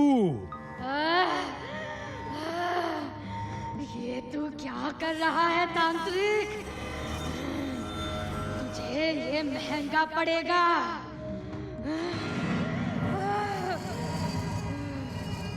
तांत्रिक उस चुड़ैल को अपने पाउडर से बनाए गोलाकार घेरे में कैद करता है। चुड़ैल चीखने लगती है। वो रमन राघव की जान लेने से पहले ही तांत्रिक उसे कैद कर देता है। शुक्रिया बाबा जी। शुक्रिया शुक्रिया। ये चुड़ैल कोई साधारण चुड़ैल नहीं है। मतलब ये इस गांव की सबसे महान घड़ी बनाने वाले की बीवी थी जो 100 साल पहले यहां रहा करती थी। रानी अपने पति आर्यन के साथ खुशी खुशी रहती थी, पर एक दिन उसके पति को एक ऐसी कल्पना सूझी कि उसने वो घड़ी बनाने पर अपनी पूरी जिंदगी कुर्बान कर दी। आर्यन एक ऐसी घड़ी बनाना चाहता था जो बूढ़े लोगों को जवान कर दे और जवान को बूढ़ा। एक दिन आर्यन अपने घर के बाहर एक आदमी को देख रहा था। वो आदमी खुदकुशी करने जा रहा था। आर्यन के घर के बाहर गाड़ी आती है तेजी से और उस आदमी के ऊपर से जाने ही वाली होती है कि आर्यन चिल्लाता है, अरे भाई, तुम्हें खुदकुशी करनी है तो अपने घर में जाकर फांसी ले लो। जिंदा खुश नहीं हो क्या? अरे साहब, आपको क्या बताऊं, पगार मिलती नहीं समय पर और काम करने जाना पड़ता है। अभी मेरी शादी तय हुई है, मैं क्या खुश रखूंगा अपनी बीवी को। मेरी हालत ही ऐसी है। माँ और बाबूजी भी मर गए कुछ सालों पहले ही। मैं क्या करूं जिंदा रहकर? क्या तुम्हें बूढ़ा होकर मरना अच्छा लगेगा? हाँ जरूर। ठीक है, ये घड़ी पहनो और कुछ देर के लिए सो जाओ। आदमी सो जाता है और उठकर देखता है तो वो बूढ़ा हो चुका होता है। तुमने ये क्या किया? मुझे खुद को ऐसे नहीं देखना है। तुमने ही तो कहा था तुम्हें ऐसे ही रहना है। मैं खुदकुशी करना चाहता हूँ अब। ऐसे जिंदा नहीं रहना है मुझे। और तुम्हारी बीवी और तुम भी खुश नहीं रह पाओगे कभी। उस आदमी का शाप आर्यन और उसकी बीवी रानी को लगता है और वो दोनों कभी साथ नहीं रह पाते। वो मानो एक दूसरे से कहीं दूर चले गए थे। और आज वो दिन है जब वो हादसा हुआ था। अब हम क्या कर सकते हैं बाबा जी? तुम्हें तुम्हारी जवानी मिल सकती है अगर तुम वो घड़ी हाथ से निकाल दो। अगर तुम्हें उसके लिए अपना हाथ काटना पड़े तो काट दो, और कोई चारा नहीं है तुम्हारे पास। जल्दी करो, वरना तुम और बूढ़े हो गए तो मर भी सकते हो। राघव और रमन ये सुनकर और डर जाते हैं। रमन अपना हाथ काटने के लिए कहता है राघव को। राघव रमन का हाथ काटता है और जैसे ही हाथ कट जाता है वो घड़ी हाथ से उतर जाती है। राघव भी रमन को अपना हाथ काटने के लिए कहता है। रमन अपने एक हाथ से राघव का हाथ काटता है और उसकी भी घड़ी हाथ से निकल जाती है। दोनों के शरीर से खून बहने लगता है, पर तांत्रिक उन दोनों के हाथों पर एक पट्टी लगा देता है जिससे खून निकलना बंद हो जाता है। दोनों की जान बचाने के लिए उन्हें ये सब करना पड़ा। तांत्रिक उन घड़ियों को लेकर जला देता है और जैसे ही घड़ियां जलने लगती है चुड़ैल के शरीर में भी आग लगने लगती है। आखिर चुड़ैल की आत्मा को भी शांति मिल रही होती है। मैं तुम्हें तुम्हारा हाथ फिर से वापस देती हूँ। शुक्रिया मुझे मुक्ति देने के लिए। शुक्रिया। चुड़ैल हवा में गायब हो जाती है। एक गांव में नाहर नाम का एक आदमी रहता था जो दिखने में बहुत ही बदसूरत था। इसलिए उसका चेहरा हमेशा रोता हुआ ही नजर आता। उसके सिर पे बाल भी बहुत कम थे और जो थे वो भी अजीब और रंगीले थे। गांव के सभी लोग उससे दूर भागते थे। गांव के छोटे बच्चे उस पर हंसते और उसका मजाक उड़ाते थे। इस बात का नाहर को बहुत बुरा लगता था। एक रात नाहर अपने घर में आईने के सामने खड़ा होकर खुद के चेहरे को घूर रहा था। वो बहुत गुस्से में लग रहा था और अचानक अपने आप से आईने में बात करने लगा। कितने बदसूरत हो तुम। तुम्हारा चेहरा कितना उदास और दुखी है। इसलिए गांव का कोई भी आदमी तुम्हें पसंद नहीं करता। तुम्हें इस चेहरे को बदलना होगा। इस गंदे चेहरे पर तुम्हें दूसरा चेहरा पहनना होगा। एक हंसता हुआ और खुश चेहरा जो सबको पसंद आए। नाहर ने सामने रखे लाल रंग को उठाया और उससे अपने मुंह पर रंग लगाने लगा। उसने उस लाल रंग से अपने मुंह के दोनों तरफ एक बड़ी सी स्माइल बनाई। अपने आंसू छिपाने के लिए उसने अपने पूरे चेहरे पर सफेद रंग लगाया और आंखों के इर्द गिर्द काला रंग लगा दिया। थोड़ी ही देर में उसका चेहरा एक क्लाउन की तरह लगने लगा। नाहर खुद का चेहरा आईने में देखकर बहुत खुश हुआ, क्योंकि अब उसका चेहरा बिल्कुल बदल चुका था और उसका असली उदास और बदसूरत चेहरा उस क्लाउन के मेकअप के नीचे छिप गया था। मेरा उदास चेहरा तो खुश हो गया। आज के बाद कोई भी आदमी मुझे देखकर दूर नहीं भागेगा। छोटे बच्चे मुझ पर नहीं हंसेंगे, पर गांव में मेरे जैसे और भी लोग होंगे जो अपने चेहरे को पसंद नहीं करते। मुझे उनकी भी मदद करनी चाहिए। उनको भी नया चेहरा देना चाहिए। नाहर ने लाल रंग उठाया और अपनी जेब में रखकर बाहर जाने के लिए निकला। वो जब गांव में आया तो उसे अपने आसपास कोई भी नजर नहीं आ रहा था। नाहर ने पूरे गांव में किसी उदास और दुखी आदमी को ढूंढा, पर उसे कोई नहीं मिला। आखिर में वो खुद उदास होकर एक पेड़ के नीचे बैठ गया। थोड़ी देर बाद अचानक नाहर को पेड़ के पीछे से किसी के सिसकने की आवाज आने लगी। उसने पेड़ के पीछे जाकर देखा तो एक जवान लड़का अकेला बैठा रो रहा था। नाहर उसके पास गया और उसे पूछने लगा, क्या हुआ? तुम रो क्यों रहे हो? उस लड़के ने कुछ जवाब नहीं दिया, बस रोता रहा। नाहर उसके बगल में बैठ गया और फिर से उसने पूछा, क्या नाम है तुम्हारा और इतना क्यों रो रहे हो? उस लड़के ने रोते रोते जवाब दिया, मेरा नाम हरीश है। मुझे मेरे मालिक ने काम से निकाल दिया है, इसीलिए मैं रो रहा हूँ। अरे उदास मत हो, जब तुम रोते हो तो तुम्हारा चेहरा बिल्कुल अच्छा नहीं लगता। तुम रोना बंद करो और अपने चेहरे पर मुस्कान लाओ। रुको, मैं ही तुम्हारे चेहरे पर मुस्कुराहट लाता हूँ। उसने नाहर के हाथ को झटका और उसकी वजह से वो लाल रंग नीचे गिर गया। आप ये क्या कर रहे हो? मुझे अकेला छोड़ दीजिए, जाइए यहाँ से। हरीश की ये बात सुनकर नाहर को बहुत बुरा लगा और उसकी आंखों में अब खून उतर आया। नाहर गुस्से से हरीश की तरफ देखने लगा। गुस्से में उसका क्लाउन वाला चेहरा और भी खूंखार लग रहा था। नाहर का वो रूप देखकर हरीश डर गया। हरीश वहां से भागने के लिए उठा, पर नाहर ने उसका हाथ पकड़कर उसे वहीं रोक लिया। हरीश अब और भी डर गया। तुमने मेरे लाल रंग को खराब कर दिया, पर कोई बात नहीं, मैं तुम्हारे चेहरे पर मुस्कुराहट ला कर रहूंगा। नाहर ने अपनी जेब से एक छोटा सा चाकू निकाला और हरीश के सामने उसे हिलाने लगा।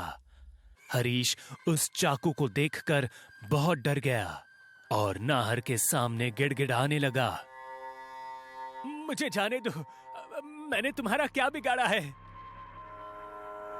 तुमने मेरा कुछ नहीं बिगाड़ा, मैं तो बस तुम्हें खुश देखना चाहता हूँ। अगर तुम खुश नहीं रहोगे तो ये गांव वाले मेरी तरह तुम्हारा भी मजाक उड़ाएंगे। आओ, मेरे पास आओ। नाहर ने उस चाकू को हरीश के मुंह में डाल दिया और उसके गाल को काटने लगा। जैसे ही नाहर ने गाल को अंदर से काटना शुरू कर दिया, हरीश के मुंह से खून बहने लगा और वो जोर जोर से चीखने लगा। नाहर ने दूसरे गाल को भी काटना शुरू कर दिया। हरीश दर्द के मारे तड़प रहा था। दोनों गाल काटने के बाद नाहर ने चाकू को बाहर निकाला और उस पर लगा वो खून अपने कपड़ों से साफ करने लगा। हरीश का चेहरा बेहद बदसूरत और डरावना लग रहा था। उसके मुंह पर एक स्माइल जैसी खून से रेखा बन गई थी।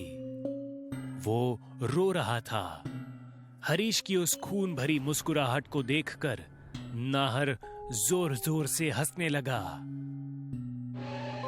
हंसता हुआ उसका क्लाउन फेस और भी भयानक लग रहा था। पर हंसते हंसते अचानक नाहर की नजर हरीश की आंखों पर पड़ी। तुम रो क्यों रहे हो? तुम्हारा चेहरा देखो, कितना खुश लग रहा है। अब ये हमेशा के लिए ऐसा ही रहेगा। तुम इसे कभी भी मिटा नहीं पाओगे। हरीश ने कुछ कहने की कोशिश की, पर मुंह के कटने की वजह से वो कुछ बोल नहीं पाया और वैसे ही मुंह को पकड़कर रोता रहा। हरीश को अब भी रोता देख नाहर को गुस्सा आ रहा था। तुम रोना बंद करो, तुम्हारे आंसू देखकर मुझे तकलीफ हो रही है। हरीश रोए ही जा रहा था। सहन ना होकर नाहर तेजी से आगे बढ़ा और वो चाकू लेकर हरीश के दोनों आंखों में घुसा दिया। हरीश की एक जोरदार चीख निकली और वो जमीन पर गिर गया। नाहर खूनी नजरों से उसकी तरफ देखकर कहने लगा, अब तुम्हारी आंखों से कभी भी आंसू नहीं निकलेंगे और तुम हमेशा के लिए खुश रहोगे। अब तुम आराम से सो जाओ। नाहर ने अपने क्लाउन फेस से एक बार हरीश की तरफ देखा और उसे वहीं मरने के लिए छोड़कर वो वहां से चला गया। मुझे दूसरों को भी हंसाना है, अब मैं जाता हूं। उस रात से बहुत से लोग उस क्लाउन फेस नाहर के हाथों मरने लगे। जिस किसी को भी वो दुख में देखता, उसका अंजाम हरीश की तरह ही होता। इसलिए गांव के लोगों ने रात को बाहर निकलना बंद कर दिया। पूरे गांव में एक तनाव और डर का माहौल फैल चुका था। एक रात नाहर चाकू लेकर जब गांव में घूम रहा था, तब मदन अपनी साइकिल पर वहां से गुजर रहा था। अचानक उसकी साइकिल फिसल गई और वो नीचे गिर गया। मदन को दर्द में देखकर नाहर उसके पास गया। नाहर और उसके क्लाउन के मेकअप को देखकर मदन डर गया। नाहर ने चाकू निकाला और जोर जोर से हंसने लगा। तुम बहुत तकलीफ में लग रहे हो, आओ मैं तुम्हारी तकलीफ कम कर देता हूँ। नहीं, दूर रहो मुझसे। नाहर धीरे धीरे मदन के नजदीक बढ़ रहा था। मदन भी डर के मारे पीछे जा रहा था। पीछे जाते जाते अचानक मदन के हाथों को एक लोहे का सलिया लगा। उसने चुपके से वो उठा लिया और नाहर के नजदीक आते ही उसने नाहर के पेट में उस सलिए को घुसा दिया। नाहर दर्द के मारे जोर से चिल्लाया, पर थोड़ी ही देर में अचानक वो शांत हो गया। मदन ये देखकर डर गया, क्योंकि नाहर के पेट से बिल्कुल भी खून नहीं बह रहा था और वो जिंदा था। मदन ने वो सलिया निकालकर उसकी छाती में घुसाया, पर फिर भी नाहर का एक बूंद भी खून नहीं निकला। नाहर भी ये देखकर जोर जोर से भयानक हंसी हंस रहा था। मदन ने छाती से उस सलिए को बाहर निकाला और खुद उठकर खड़ा हो गया। वो बहुत डरा हुआ था, पर फिर भी उसने आखिरी वार करने के लिए सलिए को नाहर के मुंह में घुसा दिया। सलिया नाहर के गालों के दोनों तरफ से बाहर निकला और उसकी हंसी अचानक से रुक गई। नाहर नीचे गिर गया और उसका चेहरा पूरी तरह से सफेद पड़ने लगा। थोड़ी ही देर में नाहर की और उसके अंदर के क्लाउन की मौत हो गई और पूरा गांव रात के समय भय मुक्त होकर घूमने लगा। नाहर के मरने के बाद गांव में कोई भी इंसान किसी बदसूरत इंसान को चिढ़ाने और उस पर हंसने से पहले 10 बार सोचने लगे। हमें भी किसी के व्यंग का मजाक नहीं उड़ाना चाहिए। महावीर अपने आलीशान घर में आराम से सो रहा था। उसे जरा भी अंदाजा नहीं था कि उसके साथ क्या होने वाला है। बाहर प्राणी पक्षियों की रोने की आवाजें आ रही थी। काली रात का वो वातावरण अमावस की वजह से बहुत भयानक महसूस हो रहा था, पर महावीर चैन की नींद सो रहा था। सुबह जब महावीर उठा तो उसे तेज और गंदी बदबू आने लगी। उसकी नींद पूरी तरह से खुली नहीं थी। उसने अपनी आंखों को रगड़कर ठीक से देखा तो वो डर गया। घर में चारों तरफ कचरा फैला हुआ था और वो कोई मामूली कचरा नहीं था। उससे निकलने वाली बू किसी आदमी की जान ले सकती थी। ये सब क्या है? ये इतना कचरा मेरे घर में कैसे आया? ये जरूर किसी की गंदी हरकत है। इनको अभी सबक सिखाता हूँ। साधु, ए साधु, जल्दी इधर आओ। महावीर की पुकार सुनकर साधु भागता हुआ आया। साधु महावीर का बहुत पुराना और वफादार नौकर था। साधु भी ये सब कचरे को देखकर डर गया। साधु, ये सब क्या है? ये गंदगी किसने फैलाई है यहाँ? मुझे इसके बारे में कुछ पता नहीं सर। मैं तो रात को अपना सारा काम खत्म करके अपने घर चला गया था।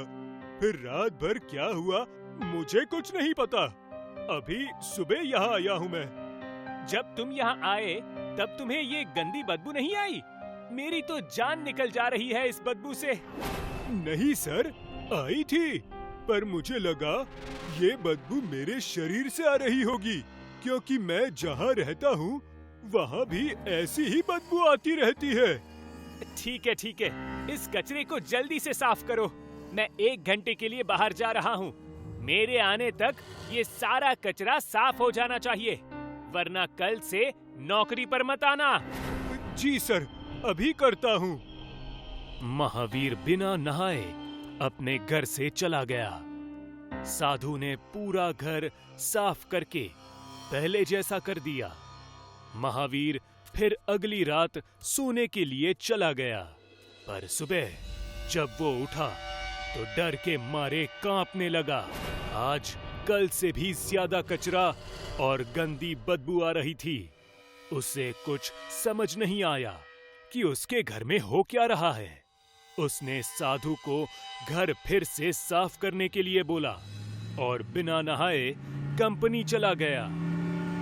महावीर जब अपनी कंपनी पहुंचा तो उसके मैनेजर ने उसे बताया कि कंपनी का सारा कचरा पिछले 2 दिनों से गायब हो रहा है। महावीर ने कंपनी के हर एक आदमी से पूछताछ की, पर किसी को कुछ पता नहीं था। कचरे के अचानक गायब होने की वजह से कंपनी का हर एक आदमी और महावीर डरा हुआ था, क्योंकि ऐसा पहली बार हो रहा था। पता नहीं ये सब क्या हो रहा है। अगर इन्हें पता चला कि कंपनी का सारा कचरा कोई मेरे घर में डाल रहा है तो सब और भी ज्यादा डर जाएंगे। मुझे इसके बारे में कुछ करना पड़ेगा। एक दिन महावीर थका हारा घर आया और बिना बैठे फ्रिज से बोतल निकालकर पानी पीने लगा। उसे पानी की टेस्ट कुछ अजीब लगी। जब उसने ध्यान से देखा तो उसे पता चला कि इस पानी में बहुत सारा कचरा है। ये तो हद हो गई। अब इसका कुछ करना ही पड़ेगा। साधु, ए साधु! साधु हाथ का काम छोड़कर भागते हुए महावीर के पास आया। क्या हुआ सर? ये पानी इतना गंदा क्यों है? क्या तुमने इसमें अपना हाथ डाला था? नहीं सर, ऐसा कुछ नहीं है, पर सुबह से मैं देख रहा हूँ कि घर के सभी नलों में बहुत ही गंदा पानी आ रहा है। ये बात अब हाथ से निकलती जा रही है। दिखाओ मुझे। साधु ने एक नल चालू करके महावीर को दिखाया। वहां से लगभग काला पानी आ रहा था। महावीर उस पानी को देखकर बहुत ज्यादा डर गया।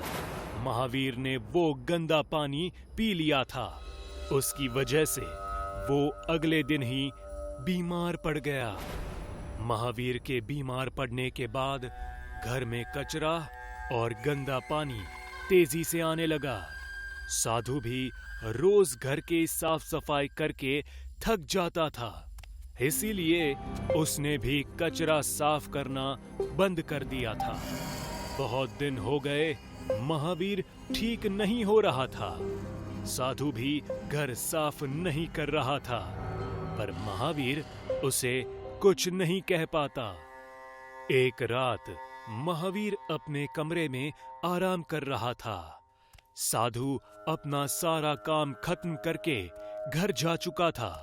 तभी महावीर को किसी चीज की आवाज आने लगी, पर उसने ज्यादा ध्यान न देकर फिर से सो गया।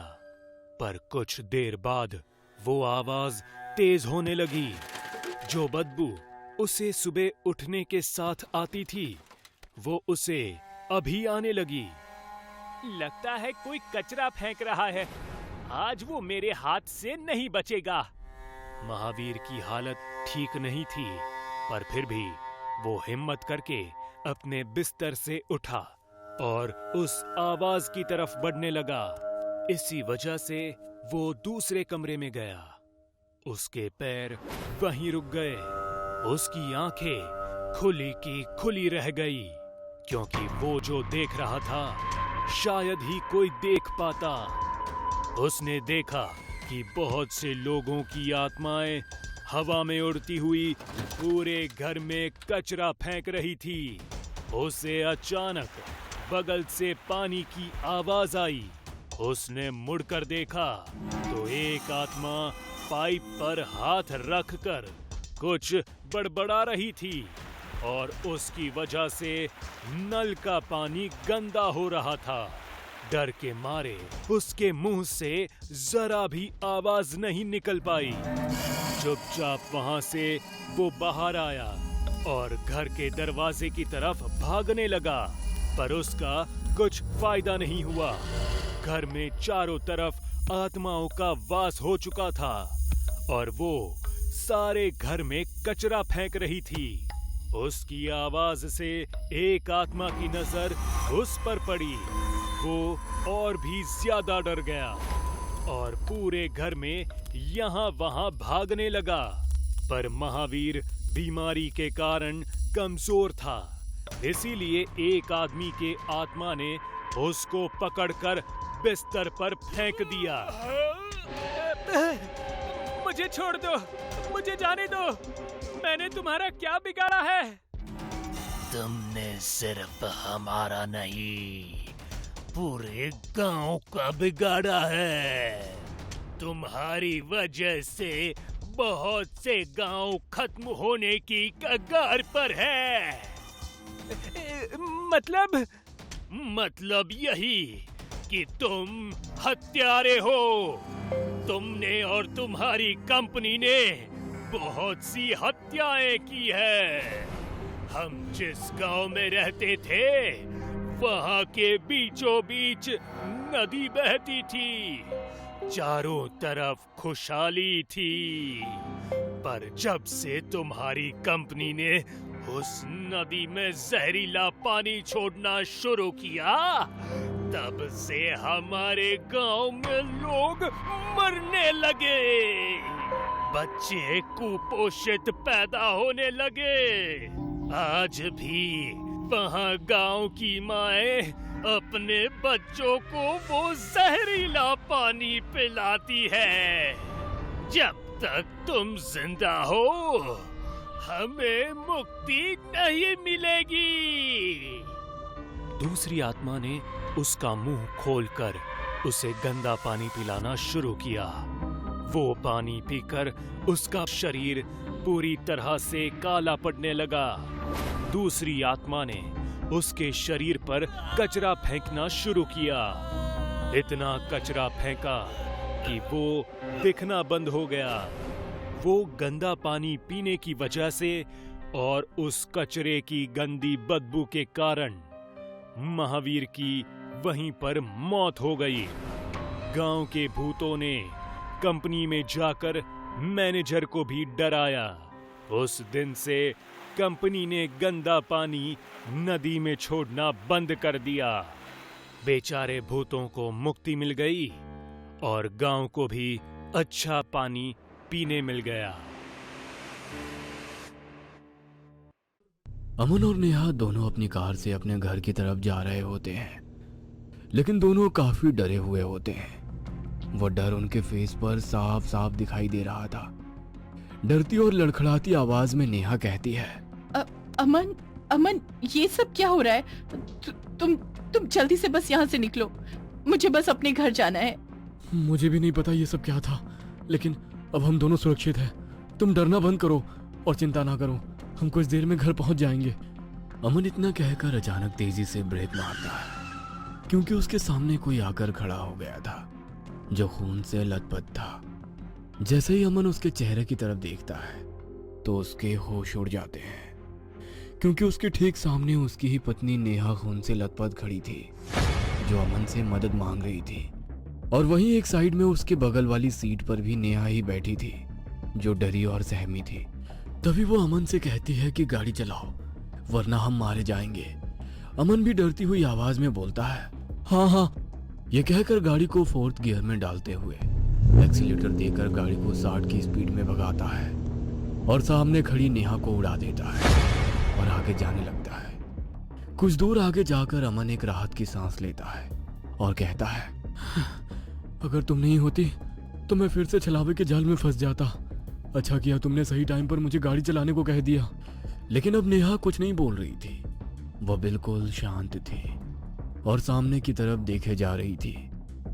इस पर अमन कहता है क्या हुआ नेहा, कुछ तो बोलो, अब हम लोग छलावे से दूर आ गए हैं, अब हमारी जान को कोई खतरा नहीं है। इतना कहकर अपना हाथ नेहा के शोल्डर पर रखता ही है कि तभी नेहा अपनी गर्दन अमन की तरफ घुमाती है और उसकी आंखें काली हो चुकी थी। वो एक भारी और डरावनी आवाज में कहती है तुम मुझसे बचकर कहीं नहीं जा सकते, तुम्हें भी मरना होगा। इतना कहते ही अमन जोरों से चीखता है और वो कार देखते देखते गायब हो जाती है। उसी रोड से नितिन और नताशा, जो पति पत्नी होते हैं, अपने दोस्त के फार्म हाउस जा रहे होते हैं। रास्ते में नताशा कहती है यार तुम्हारे दोस्तों को और कोई जगह नहीं मिली रीयूनियन करने के लिए, इतनी रात का वक्त है और फार्म हाउस भी जंगल के बीचों बीच है, अगर कोई खतरा हुआ तो। अरे तुम चिंता मत करो, अभिषेक का फार्म हाउस काफी सेफ है। अभिषेक अक्सर वहाँ जाया करता है और वैसे भी कॉलेज के सभी दोस्त आ रहे हैं, तो क्या फर्क पड़ता है, लोकेशन कुछ भी हो, साथ में रहेंगे तो सबको मजा ही आएगा। ऐसा कहकर नितिन गाड़ी को थोड़ा सा तेज करता है और कुछ ही देर में वो लोग अभिषेक के फार्म हाउस पर पहुंच जाते हैं। देखने में फार्म हाउस काफी वीरान और डरावना सा लग रहा था, जिसे देखकर नताशा भी थोड़ी सहम जाती है और कहती है कितनी अजीब सी जगह है, यहाँ तो आसपास कोई दिखाई नहीं दे रहा। इस पर नितिन कहता है अरे सब अंदर होंगे ना, चलो अंदर चलकर देखते हैं। नितिन गेट खोलकर अंदर जाने लगता है। तभी वो देखता है कि उसका दोस्त अभिषेक खून से लथपथ आकर उसके सामने गिरता है। ये देख नितिन और नताशा दोनों बहुत डर जाते हैं और अभिषेक से पूछने लगते हैं ये सब कैसे हुआ, किसने किया। इतने में अभिषेक अपना दम तोड़ देता है। यह देख दोनों वहां से भागने के लिए जैसे ही पीछे मुड़े, तभी वहां का गेट अपने आप बंद हो जाता है। दोनों कुछ कर पाते इससे पहले ही वहां की लाइट भी अपने आप बंद हो जाती है। तभी बहुत सारे लोगों की आवाजें आने लगती है तुम दोनों आज मारे जाओगे। ये सुन नताशा बहुत जोरों से चीखने लगती है और कहती है मैंने तो पहले ही मना किया था कि ये जगह मुझे कुछ ठीक नहीं लग रही है, हमें यहाँ नहीं आना चाहिए था। इतने में ही लाइट ऑन हो जाती है और नताशा के चारों तरफ नितिन के दोस्तों की हंसने की आवाजें आने लगती है। इतने में अभिषेक भी खड़ा हो जाता है और कहता है अरे भाई ये तो प्रैंक था, तुम तो बहुत ही डर गए। हम लोग तो खाली बैठे थे तो बोर हो रहे थे, तो सोचा तुम्हारे साथ कुछ प्रैंक प्लान कर ले। इतने में ही अर्चना आती है और कहती है इन दोनों की शक्ल तो देखो, ऐसा लग रहा है दोनों ने सामने से भूत देख लिया हो। इतना सुनकर नितिन कहता है यार मजाक की हद होती है, ये अच्छा मजाक नहीं था, हम लोग सच में बहुत डर गए थे। इस पर मोहित कहता है अच्छा ठीक है यार, माफ कर दे, चलो अब पार्टी करते हैं, हम लोग कब से तुम्हारा इंतजार कर रहे थे। ऐसा कहकर सभी दोस्त वहां पास में पड़े सोफे पर बैठते हैं, जहां पर पार्टी म्यूजिक चल रहा था और खाने पीने का काफी सामान था। और सभी लोग वहां बैठकर अपनी कॉलेज की याद ताजा करने लगते हैं और धीरे धीरे उनकी हंसी मजाक वाली बातें कब डरावनी बातों में बदल जाती है, किसी को कुछ पता ही नहीं चलता। उन्हीं बातों के बीच मोहित कहता है तुम लोगों को पता है छलावा एक ऐसा प्रेत आत्मा है जो किसी का भी रूप धारण कर सकता है, किसी की भी आवाज निकाल सकता है, और वो ऐसा करके अपने शिकार को अपने कब्जे में कर लेता है। और कब उसका शिकार हो जाता है किसी को पता नहीं होता। तुम्हें छलावा के बारे में इतना कैसे पता? कहीं तुम भी तो छलावा नहीं हो? नताशा की बात सुनकर चारों तरफ सन्नाटा हो जाता है। इतने में मोहित हंसने लगता है और कहता है अरे नहीं, मुझे छलावे के बारे में इसलिए पता है क्योंकि मैंने कई किताब और फिल्मों में देखी है छलावे के बारे में। सभी लोग बहुत सारी बातें करते हैं और खाना पीना खाकर सोने के लिए अपने अपने कमरे में जाने लगते हैं। मोहित सबको बताता है कि सभी के कमरे नीचे वाले फ्लोर पर ही है और एक दूसरे के आमने सामने है। सभी लोग अपने अपने कमरों में चले जाते हैं। अब रात के करीब 3 बज चुके थे। सभी बहुत थक गए थे और नींद आ रही थी, इसलिए अपने रूम में जाते ही सभी लोग सो गए। रात के करीब 4 बजे अर्चना को खिड़की पर किसी के हाथ मारने की आवाज सुनाई देती है। अर्चना अपने बिस्तर से उठकर खिड़की की तरफ जाती है, जहां खिड़की के बाहर तेज हवाएं चल रही थी। और जैसे ही अर्चना आसपास देखती है, उसे कोई भी दिखाई नहीं देता और अर्चना मुड़कर वापस अपने बिस्तर की तरफ जाने लगती है। इतने में ही कोई उसका हाथ पकड़कर वापस से खिड़की की तरफ खींच लेता है और अचानक ही खिड़की खुल जाती है, जिसमें से अर्चना बाहर की तरफ गिरने वाली होती है कि तभी वो जोरों से चीखने लगती है। उसकी आवाज सुनकर उसका दोस्त मोहित उसके कमरे के अंदर आते ही अर्चना को वापस कमरे के अंदर खींचता है और पूछता है, तुम क्या कर रही हो इतनी रात में? मुझे बाहर किसी ने खींचा था। बाहर तो कोई भी नहीं है, चलो तुम थोड़ा फ्रेश होकर आराम से सो जाओ। अर्चना बाथरूम के अंदर जाती है और वहां वो मोहित की लाश पड़ी हुई देखती है, जो खून से लथपथ जमीन पर पड़ा हुआ है। यह देख अर्चना फिर एक बार जोरों से चीखती है और कमरे के बाहर आ जाती है। उसकी चीख सुनकर उसके बाकी के दोस्त भी उसकी तरफ आते हैं और कहते हैं, क्या हुआ? तुम ऐसे क्यों चीख रही हो? वो मोहित को किसी ने मार दिया, लेकिन वो तो मेरे पास था, कैसे मर सकता है? अब उसकी ऐसी अजीब सी बातें सुनकर किसी को कुछ समझ में नहीं आता, लेकिन फिर भी मोहित के मरने की बात सुनकर सभी एक साथ अर्चना के कमरे में जाते हैं, जहां पर कोई भी नहीं था और वॉशरूम में भी कोई लाश नहीं थी। यह देखकर अर्चना भी हैरान हो जाती है कि थोड़ी देर पहले अभी उसने मोहित को बेडरूम में और उसके बाद खून से लथपथ वॉशरूम में देखा था, तो आखिर वो कहाँ गया और यहाँ क्या हुआ अर्चना समझ पाती इससे पहले ही वहां की लाइट बंद हो जाती है। अब अर्चना अपने दोस्तों को कहती है, मेरा हाथ पकड़ लो, मुझे डर लग रहा है। लेकिन उसके बात पर कोई जवाब नहीं देता और तभी लाइट ऑन हो जाती है। वो देखती है कि उसके दोस्त अब उसके पास नहीं है। इस पर अर्चना रोते हुए कहती है, अगर तुम लोग मेरे साथ मजाक कर रहे हो तो ऐसा मजाक मुझे पसंद नहीं है और मैं यहाँ से जा रही हूँ। तुम लोगों को यहाँ रहना है तो रहो, मैं नहीं रहूंगी। ऐसा कहकर अर्चना बाहर गाड़ी की तरफ जाने लगती है और जैसे वो गेट के पास पहुंचती है, उसको अपने पीछे से उसके दोस्तों की आवाज आने लगती है। जैसे वो पलटकर देखती है, उसके सभी दोस्त वहीं सोफे पर बैठकर बातें कर रहे थे और हंस रहे थे, जैसे कुछ हुआ ही ना हो। अर्चना गुस्से में उनकी तरफ जाने लगती है, लेकिन वो देखती है कि उसके सभी दोस्तों के सर से खून बहने लगता है और सभी दोस्त उसको अजीब तरीके से देखने लगते हैं। यह देख अर्चना डर जाती है और वापस गेट की तरफ भागती है और बाहर खड़ी कार में बैठ जाती है और एक राहत की सांस लेती है कि तभी गाड़ी की तरफ भागते हुए अभिषेक भी आ जाता है, जिसकी हालत काफी खराब थी। अभिषेक गाड़ी के शीशे पर हाथ मारने लगता है और अर्चना से कहता है, अर्चना, गाड़ी का डोर खोलो, वो मुझे मार देगा। मेरी बात सुनो, मैं तुम्हारा दोस्त हूँ, खोलो। अभिषेक को अपने सामने देखकर अर्चना फटाफट गाड़ी का डोर खोल देती है और अभिषेक गाड़ी में बैठकर एक लंबी सांस लेता है और कहता है, हमारे सारे दोस्त मारे गए। तुम क्या कहना चाह रहे हो? छलावा हम सबके पीछे पड़ गया था और छलावे ने मेरे सारे दोस्तों की जान ले ली है। उसने हमारे सामने ऐसी चीज करी जिससे हमें समझ ही नहीं आया कि क्या चीज असली और क्या नकली है। और एक एक करके मेरे सारे दोस्त मेरे आंखों के सामने मारे गए। मैं बहुत मुश्किल से बचा हूँ और हमें ये भी नहीं पता था कि तुम कहाँ हो। हमने बहुत कोशिश करी थी, तुम्हें बहुत आवाज दी, लेकिन तुम हमें कहीं भी दिखाई नहीं दी थी। तुम आखिर थी कहाँ? मैं अपने कमरे में ही थी और मैंने ही तुम लोगों को सबसे पहले बताया था कि मोहित मर गया। नहीं, तुम तो हमें मिली नहीं।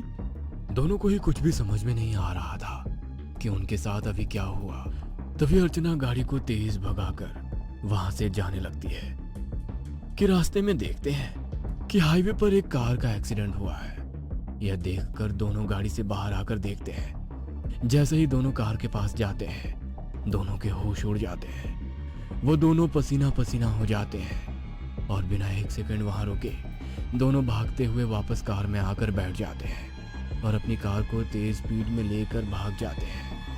कुछ दूर आकर अर्चना कहती है, ऐसा कैसे हो सकता है? ये दोनों कैसे मर सकते हैं? असल में एक्सीडेंट वाली कार में दोनों ने नितिन और नताशा की लाश देखी, जो कि देखने से ही समझ आ रहा था कि दोनों फार्म हाउस की तरफ ही आ रहे हैं। लेकिन रास्ते में ही दोनों का एक्सीडेंट हो गया। अब इस बात को सोचते हुए अर्चना अभिषेक से कहती है, अगर ये दोनों फार्म हाउस आने से पहले ही मारे गए तो फार्म हाउस पर कौन आया था? आखिर वो दोनों कौन थे? क्या था वो सब जिसने मेरे सारे दोस्तों को मार दिया? अर्चना रोते हुए कहती है। इतने में उसके साइड में बैठा अभिषेक भारी आवाज में कहता है, वो मैं था, छलावा, और छलावा से कोई नहीं बच सकता।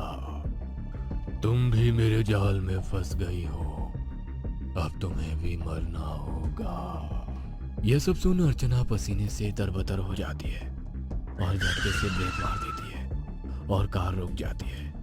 तभी अर्चना जल्दी से कार से बाहर आ जाती है और अब उसकी कार में कोई नहीं था। तभी अर्चना देखती है कि वो अभी भी उसी खूनी फार्म हाउस के सामने खड़ी है। यह देख अर्चना जोरों से चीखती है, नहीं!